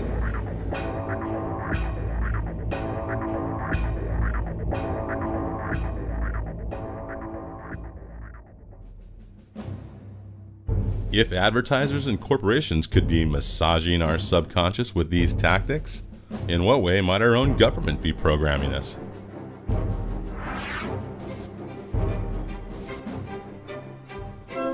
In the 2000 presidential campaign, George Bush ran an attack ad against his opponent, Al Gore. The Bush prescription plan, seniors choose. And at the end of the ad, it said, bureaucrats decide. And for a brief second, for about a 30th of a second, the letters RATS got very large. When this came out, it was a very big deal for at least 1.5 news cycles. Well, some people in the advertising industry say they believe the inclusion of the word rats was intentional, even if it was not designed to send a subliminal or subconscious message. Now, that is not an accident. Will Robinson is a Democratic media consultant not associated with the Gore campaign. He finds it implausible that no one noticed the word rats when the ad was in production. Someone made a decision to put that word up on screen and make it part of the spot. And they worked hard to make sure it was that way. The Bush campaign, of course, has denied this. They say that it was an accident. Just ask the man who made the so-called rats ad, Republican consultant Alex Castellanos. Let me see if I can say this more clearly for you. I didn't know it was there. It's a ridiculous thing. There is no secret rat strategy to win an election that I'm aware of. You had both Gore and Lieberman decrying this use of subliminal advertising. I find it a very disappointing development. I've never seen anything quite like it. George Bush was forced to do his best to disassociate himself from this entire thing, which he actually did very effectively. You know, the idea of putting subliminal messages in the ads, I don't think we need to be subliminal about the differences between our views. Subliminal messages. You talk about subliminal. So if the guy can't pronounce it, he couldn't have been behind it, I guess. The ad has run 4,400 times in 16 states, including big battlegrounds like Florida, Michigan, Ohio, and Pennsylvania.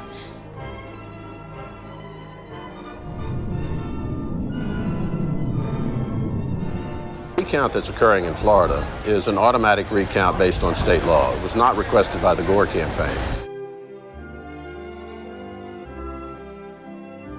And tonight, for the sake of our unity as a people and the strength of our democracy, I offer my concession. Please raise your right hand and repeat after me. I, George Walker Bush, do solemnly swear.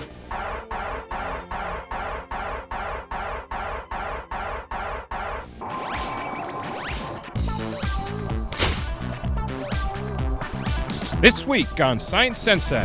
Remember subliminal advertising?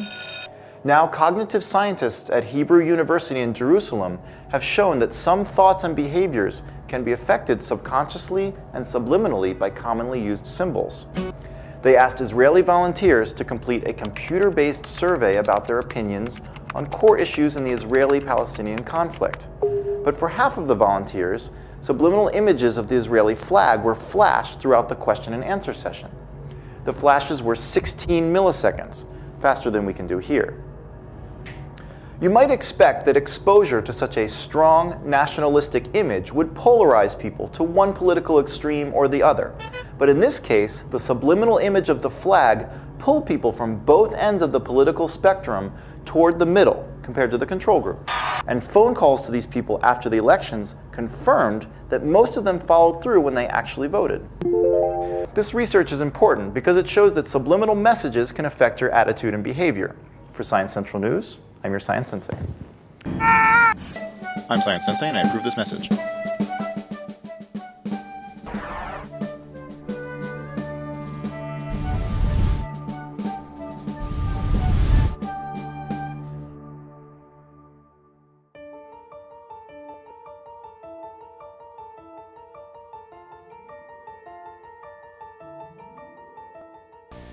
A video news release, or a VNR, is created by a public relations agency, usually, in order to communicate a specific message on the behalf of a client.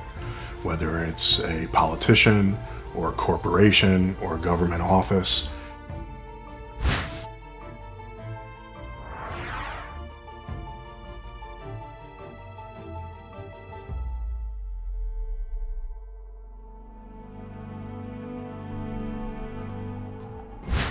The use of video news releases has to be challenged at every level in this country, VNRs as they're known. The government puts them out, corporations put them out. They'll have a fake reporter who's actually a public relations professional. And this story goes out to newsrooms around the country. So there are people watching a program that they think is news, but the actual news reports aren't news reports at all, but are paid advertisements that look like news reports. This is someone pushing a product, but it's presented as a fair and balanced report, which it, of course, isn't. While I don't know if I would call that subliminal, I do think that it fits into this entire environment of so much of our media operating on a below the radar, below the threshold of consciousness. There are hundreds of channels. Can they all be doing this? What matters, though, is not the channels. It's who owns those channels. And that issue of media consolidation is critical. The rise in the use of video news releases has a great deal to do with the conglomeration of the mass media. Because as more and more TV stations around the country come to be owned by the fewer and fewer players, there's more and more cost cutting that goes on in the newsrooms of these stations. You know, when you look at a media environment where only 5 or 6 companies control the vast majority of the world's media, and they work in collaboration with each other, and they share members of boards of directors and things of that nature, like in the same way that I say we have to broaden our concept of subliminal, I think we also have to broaden our concept of what a conspiracy is. They're using our airwaves, and they have a responsibility to bring out the full diversity of opinion and to get to the truth, not to bring you news stories that are disguised as their own when they're simply government or corporate propaganda. I think that we're censored heavily without us even realizing it. I mean, just omitting a story from a newspaper is censorship. That happens every day. This is why media monopoly matters. You really can silence different views. You can silence dissent when a few media moguls own so much, when you have just a few framing who is right and who is wrong, who is evil and who is good. The Bush-Cheney administration has used VNRs to push their prescription drug plan, and they've used it particularly heavily in trying to spread the word about the weapons of mass destruction inside Iraq. That is no longer a mainstream media. That's an extreme media beating the drums for war.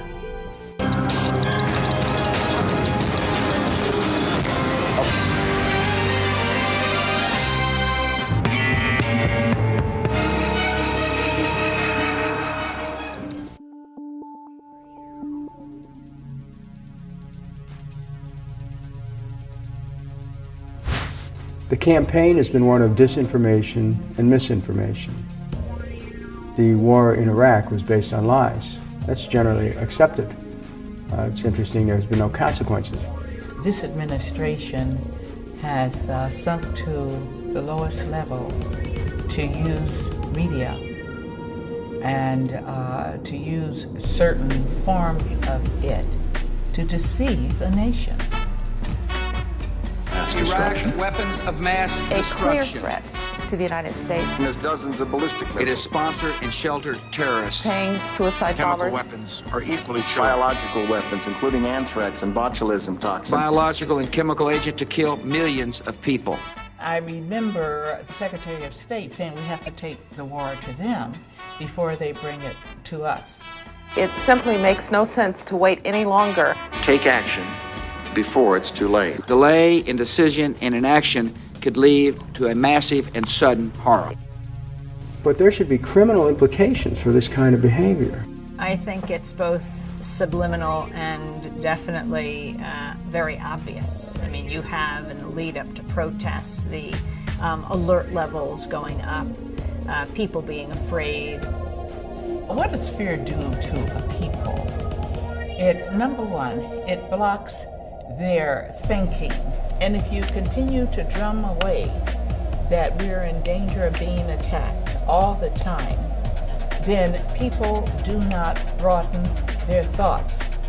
It's our responsibility as journalists to let the public know who is paid by what corporation, or if they're representing the government.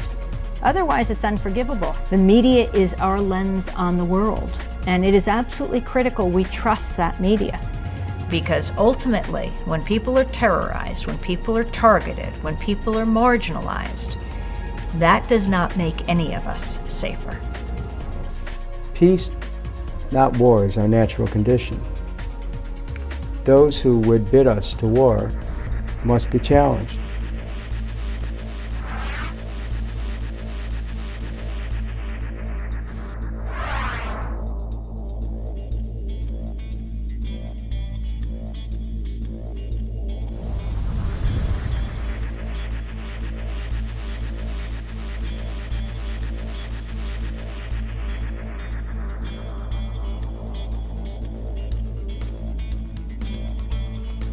When you start to talk about PSYOPs, of course, people start looking for your tinfoil hat.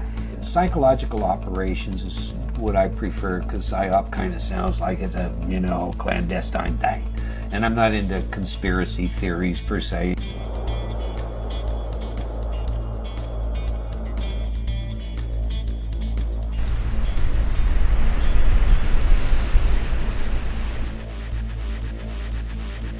The fact is that highly sophisticated ways of incapacitating people, of terrifying them, making them anxious.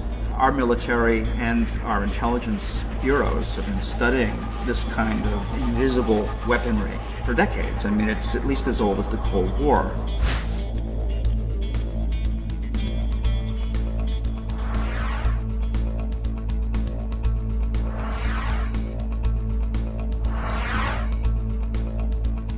Emphasis then is how do you crank out leaflets and things of that nature. Of course, technology has moved considerably since then. The focus today has shifted dramatically to, I think, a more generic term of perception management. How do you project the image of the Army in this day and age? The U.S. government and military has poured hundreds of millions of dollars into propagandizing the Iraqi people, in paying newspapers, reporters, editors to plant stories in Iraqi media. Now, what does this do? When you talk about the U.S. military forces moving forward and there being victory, and Iraqis on the ground seeing that what they're seeing in their newspapers and on television doesn't reflect the reality, it undermines any kind of growth of democracy, because then they have no confidence, no trust of their media.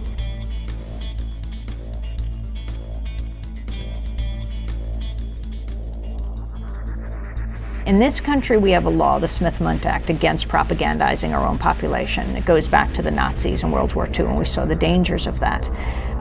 It's all justified by saying, no, it's giving information to other countries. But Donald Rumsfeld has made it pretty clear that the success will be when it blows back.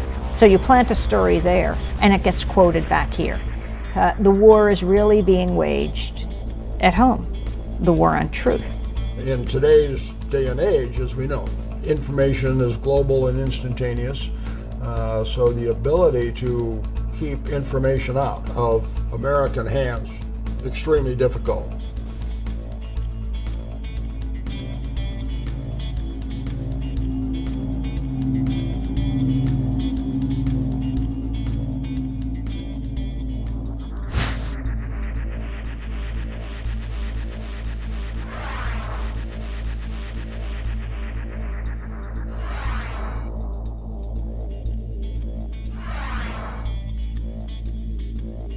The Gulf War was interesting. The first Gulf War in the early '90s, when the whole war was taking place, we were asked often, are there new systems being used here? Because the way in which one of the largest armies in the world, essentially gave up. I mean, it was like children in an elementary school on their first fire drill, running out of the bunkers and surrendering. And from my perspective, it looked like one of these technologies for influencing behavior had been applied, and it was the Scottish media after the war that reported on Project Solo. But now we have very sophisticated systems like Commando Solo, C-130, that's basically an airborne television radio station that circles the area, broadcasting the message directly in that you want to have the enemy receive. But one of the other things they do is they piggyback signals on other carriers. In other words, the broadcasts already going on in the area. In other words, the Muslim music and prayers that all of these troops were listening to every day, they would piggyback a signal on that would create anxiety and fear as an emotional state.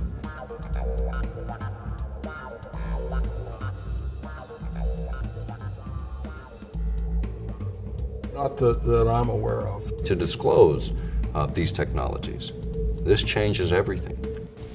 One of the finest articles on the subject is an article called "The Mind Has No Firewalls." And if you look at it, it is a fine explanation of all of the various ways to carry a signal in that would influence human behavior at a distance. Whether you use TV, radio, electrical grids, the internet, all of these things can be effectively used and have been demonstrated. These technologies that we're talking about today, because the American public wouldn't accept them, because the American public would see them as a violation of the Constitution, the only way they could be introduced is an environment of fear. And what environment do we have today?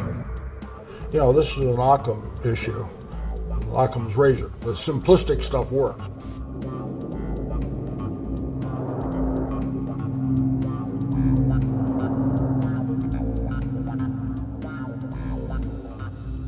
But the idea first was they looked at chemical means, telepathy, LSD, all of the psychoactive drugs to see what would happen. They also started to look at electromagnetic means, even as early as that, to manipulate behavior. Eventually, it came out on the President's Commission on the CIA activities within the United States that eventually showed that the CIA had been involved and the FBI involved and other agencies involved in mind control techniques being applied against American citizens without consent. And MKUltra was a part of that.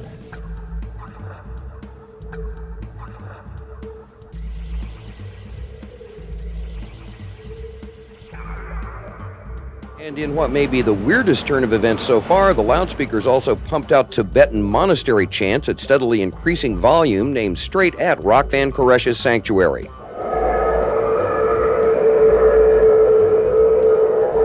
They were warned that this could heighten matters, and they decided to take the risk, and those loudspeakers that were on vehicles were actually also delivering other information. Now we're talking about words and specific voices that people would recognize on a subliminal level that they would not consciously be aware of.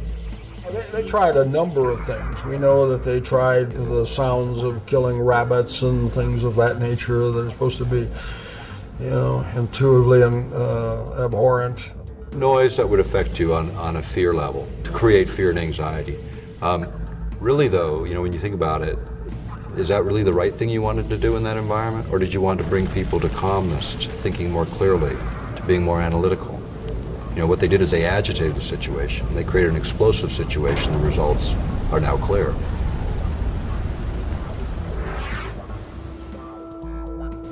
The simplistic stuff works.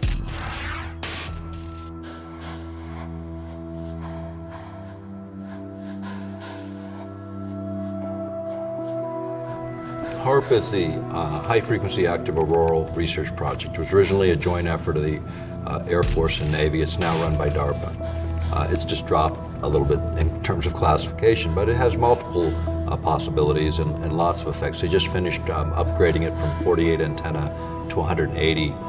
The thing about HAARP is an instrument designed to do exactly what Persinger was talking about, which is this idea of modulating the ionosphere in a way that can be used for weapons applications. Why we're concerned about it is earth-penetrating tomography. And earth-penetrating tomography in plain language or by analogy would be like X-raying the Earth. It's not using X-rays, of course, but it's the same concept. predominantly has to do with communications. Because of our long-range communications, we use bouncing the signal off and down. What are the effects of bouncing a wave like that off of the ionosphere, do you think?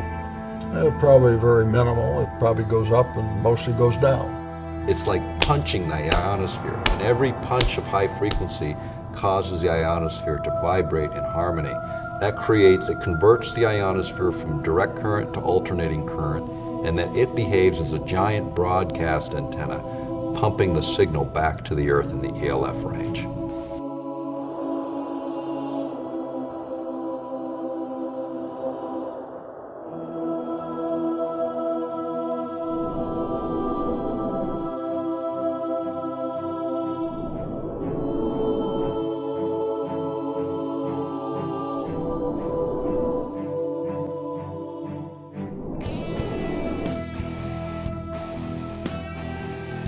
In the case of ELF, where you have these very low pulsed signals, you get what's called a frequency following response, an FFR in the literature, or brain entrainment is often referred to it in that way. And this is where the brain actually locks onto these external signals, even these very, very subtle signals. It locks on and begins to mirror. And so the brain patterns fall into those patterns, which is a change in emotional state. In the conspiracy arena, they talk about a whole host of effects, up to and including turning people into zombies or whole societies into zombies and all that. Again, the evidence against that is I haven't got any societies of zombies. Our Bob Tube is doing a pretty good job on that, by the way. Look at them. You know, when you talk about conspiratorialists, let's talk about the military and what their job is. Their job is to think of every horrible situation that could ever occur and then develop a plan around it. That's conspiracy theorist at the ultimate level, with billions and trillions of dollars to spend to figure it out.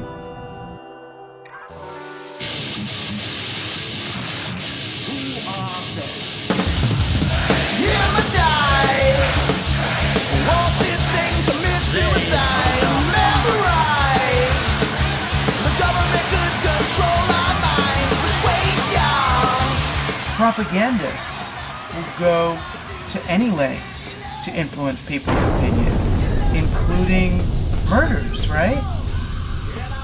I mean, whoever's responsible for 9/11, are they doing it to kill those 3,000 people? Or are they doing it to influence the world?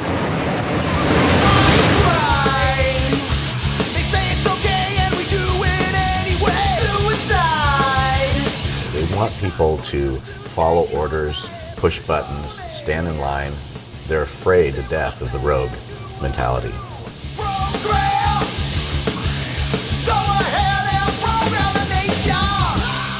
When you manipulate people, it's anti-democratic. What you're really trying to do is you're trying to control people. People don't need to be controlled.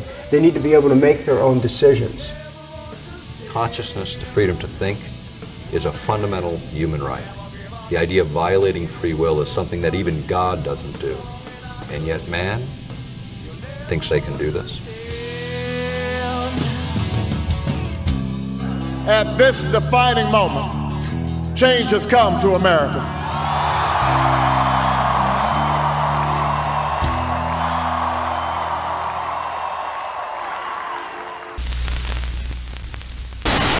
Everybody's out of work or scared of losing their job. The dollar buys a nickel's worth. Banks are going bust. Shopkeepers keep a gun under the counter. Punks are running wild in the street. There's nobody anywhere who seems to know what to do, and there's no end to it. We know the air is unfit to breathe. Our food is unfit to eat. We sit watching our TVs while some local newscaster tells us that today we had 15 homicides and 63 violent crimes, as if that's the way it's supposed to be. We know things are bad, worse than bad. They're crazy. It's like everything everywhere is going crazy, so we don't go out anymore. We sit in the house, and slowly the world we're living in is getting smaller, and all we say is, please, at least leave us alone in our living rooms. Let me have my toaster and my TV and my steel-belted radios, and I won't say anything. Just leave us alone. Well, I'm not going to leave you alone. I want you to get mad.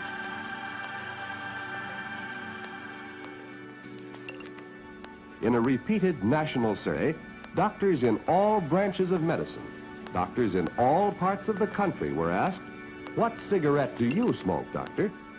Once again, the brand named most was Camel. 7-function, remote control color television.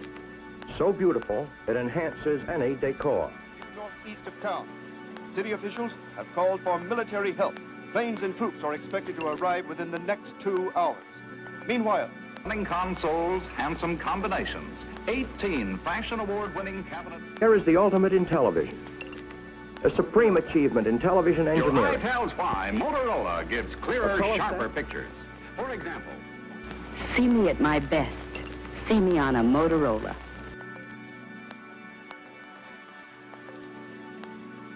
We hid it up in the cell window. Wait a minute.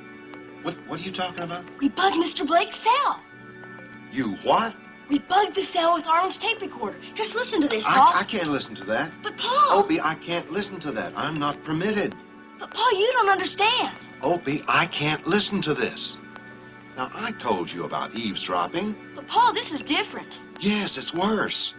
You overheard a conversation that was supposed to be private. Now, I can't be a party to that. But Paul, if you just listen to this. Opie, I can't listen. Paul, you're erasing the tape. That's what I mean to do. You bugged a conversation between a lawyer and his client. Now, that's violating one of the most sacred rights of privacy.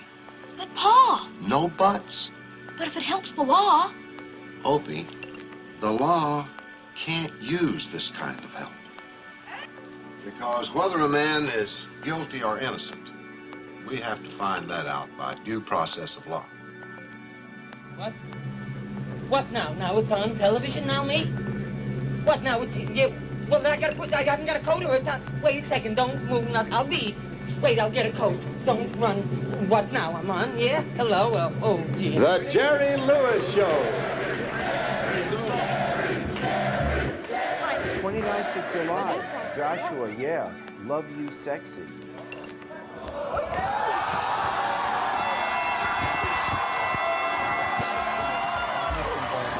Confessions will be made. Had you told me that, I would have said, that's hot. Secrets revealed. I love my wife, but I miss having sex with my girlfriend. And lives changed. Do you want to save your marriage? I want to save my marriage, but I don't want to fight. All by having sex in this box in front of a live studio audience. Parents were right, your teachers were right, even that creepy scoutmaster with the tight brown shorts was right. TV is slowly rotting your brain and turning it into a slimy, gooey, mushy blob of pudding, and there's nothing you can do about it. See? I just told you what was happening, and you're still watching TV. Amazing.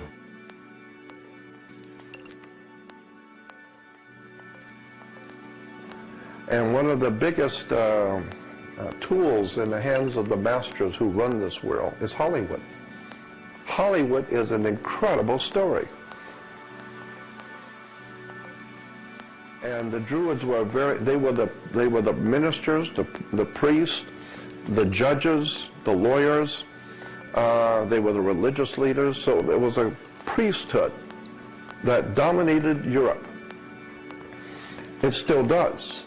Europe is still a Druidic country, and America is a Druidic country. And unless you understand the Druidic system, then you're never going to figure out what's going on in America and England. But one of the most important symbols in the Druid system was a magic wand, like Merlin the magician with the magic wand, and also the orchestra leaders and conductors always have a magic wand, and you have better play to the tune of the master. He directs you to play, and he directs you to stop with the magic wand.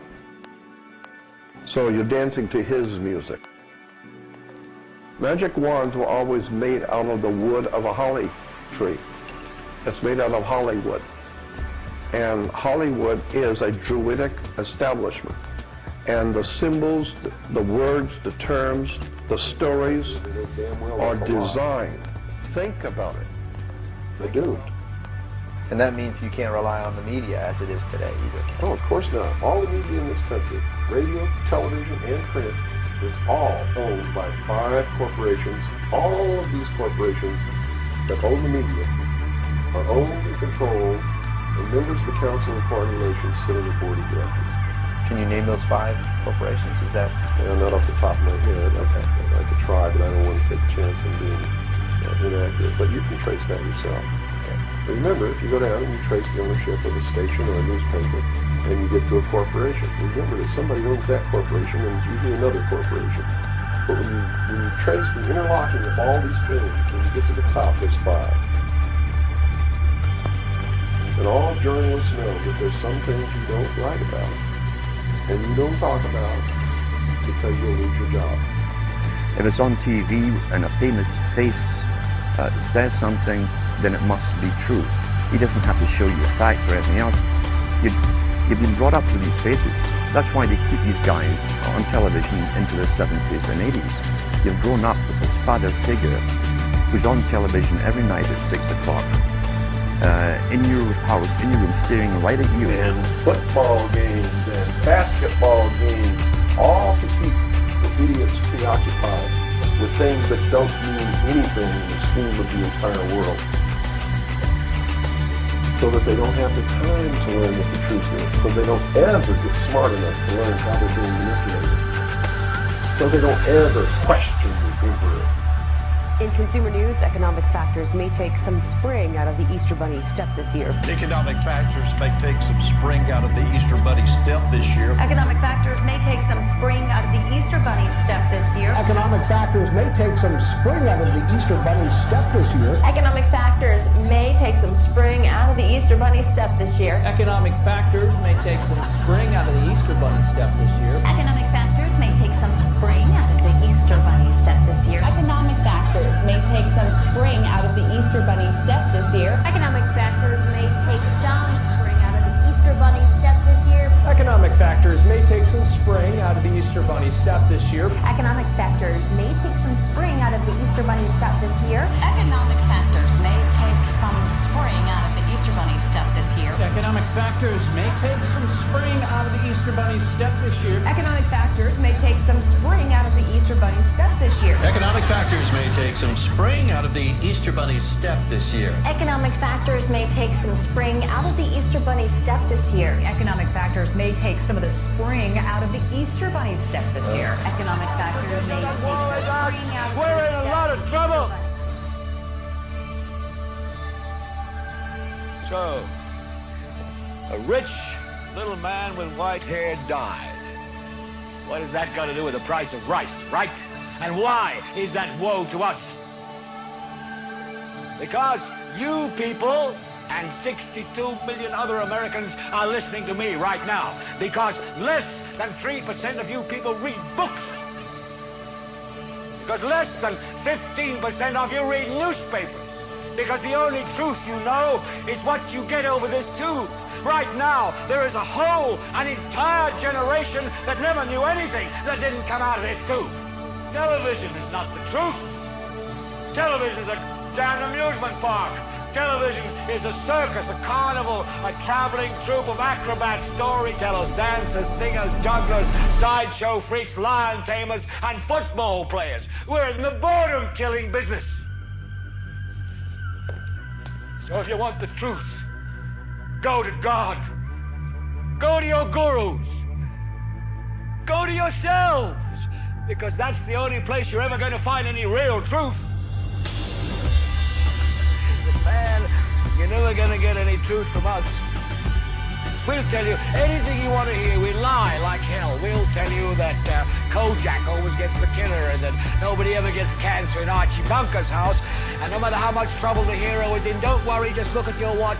At the end of the hour, he's going to win. We'll tell you any shit you want to hear. We deal in illusions, man. None of it is true. But you people sit there day after day, night after night, all ages, colors, creeds. We're all you know. You're beginning to believe the illusions we're spinning here. You're beginning to think that the tube is reality and that your own lives are unreal. You do whatever the tube tells you. You dress like a tube. You eat like a tube. You raise your children like a tube. You even think like a tube. This is mass madness, you maniacs. In God's name, you people are the real thing. We are the illusion. So turn off your your television sets. Turn them off now. Turn them off right now. Turn them off and leave them off. Turn them off right in the middle of the sentence I'm speaking to you now. Turn them off.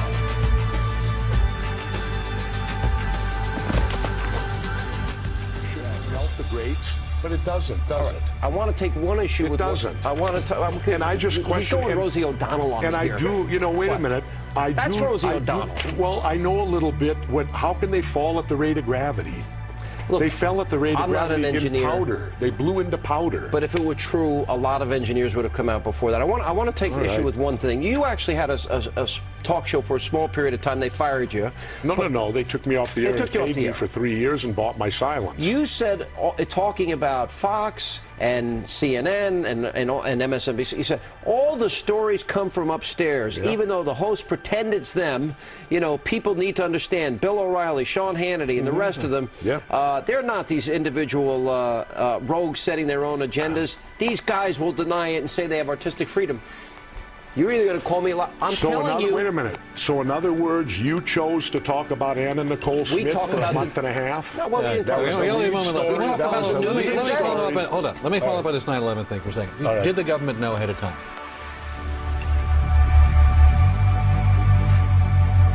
And then it got conquered by the social engineers by the 70s completely.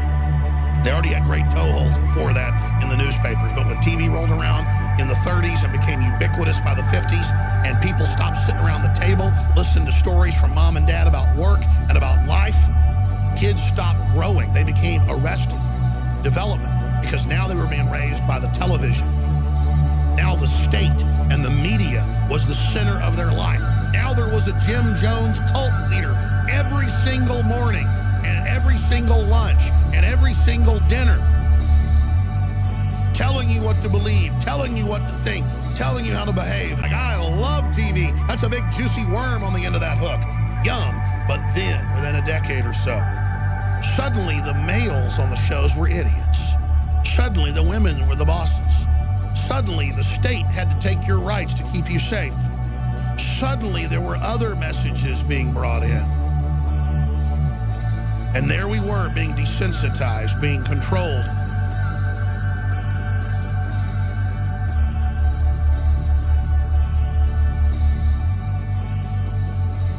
Once more, and they marry each other and intermarry within smaller ranks. Now, what's interesting is that back in the 1960s, the Royal Institute of International Affairs and its American branch, Council on Foreign Relations, had one of their international meetings. They held it in England to decide which country, using its film industry, would create the international culture of the future. And this was in the newspapers back then. And it was, I think, 2 or 3 week long meeting. And it was ultimately agreed upon that Hollywood would be given the job to create the worldwide culture for the general public, for a global system. But they've been programmed. And I'm sad because I know that it's hard for people like that to take an interest, a serious interest in world affairs, to take a serious interest in what their elected officials are doing. And they're not going to be really inclined to study or discover the deception that's being used against them. And so I'm sad because I see all of that in a flash in my mind as being an indication of how easy it is for the masses to be manipulated. H.G. Wells talked about it too. He talked about arenas. He says arenas could be put up across the world for sports, for instance. Now at that time, sports was something that children, school children were into. Adults became adults and got onto adult things. So it was unimaginable at the time that people could actually believe that there was even a need for adult sports and entertainment, never mind having arenas built across the world. But he said we can do this and foist basically a sports culture for the males. Using a tribal system, we're all tribal to an extent. That's why we even bother to vote for a tribal leader. This is well understood. That's why we're supplied with these leaders. And because the average man was to become more disengaged from his own destiny as the expert class arose, it was decided that the males would get their outlet, basically, being gradually becoming helpless as males through sports. Therefore, they'd have a tribal team they could identify with. They could cheer them on as they were winning. In their own personal lives, they were getting nowhere. They were getting disenfranchised, in a sense, as experts took over decision-making for them in all kinds of fields. So this was psychology at use, planned before they even implemented the sports. When radio came along, of course, they used that to the maximum. Sports for the men, soaps basically for the women, and then in came television, as I say, with its alpha state, its hypnotic state. And sure enough, around 1960s, really 50s and 60s, it took off. It really took off. And men became glued on Saturday nights to the sports shows. A culture industry, which is called by its own the culture industry. That's why they pay a player on a football team or a baseball team $1 million or $2 million or $3 million a year. It is the Roman circus. I know men who don't know anything in the world except who plays third base for the Mets.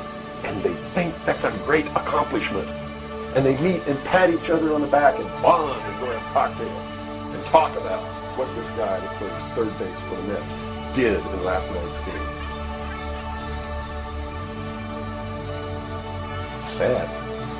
It's really sad. Is there any room in a kind of society where these manipulations are not taking place for this type of entertainment or any type of entertainment at all? If people understand that a game is a game, if people understand that nobody, no matter what they do, is worth paying $2 or $3 million a year for. People should be able to get rich if they want to, by the sweat of their individual labor. Okay? By doing something for the world. Not by taking people's minds away from the emperor. It's a game. Football's a game. Football's a game.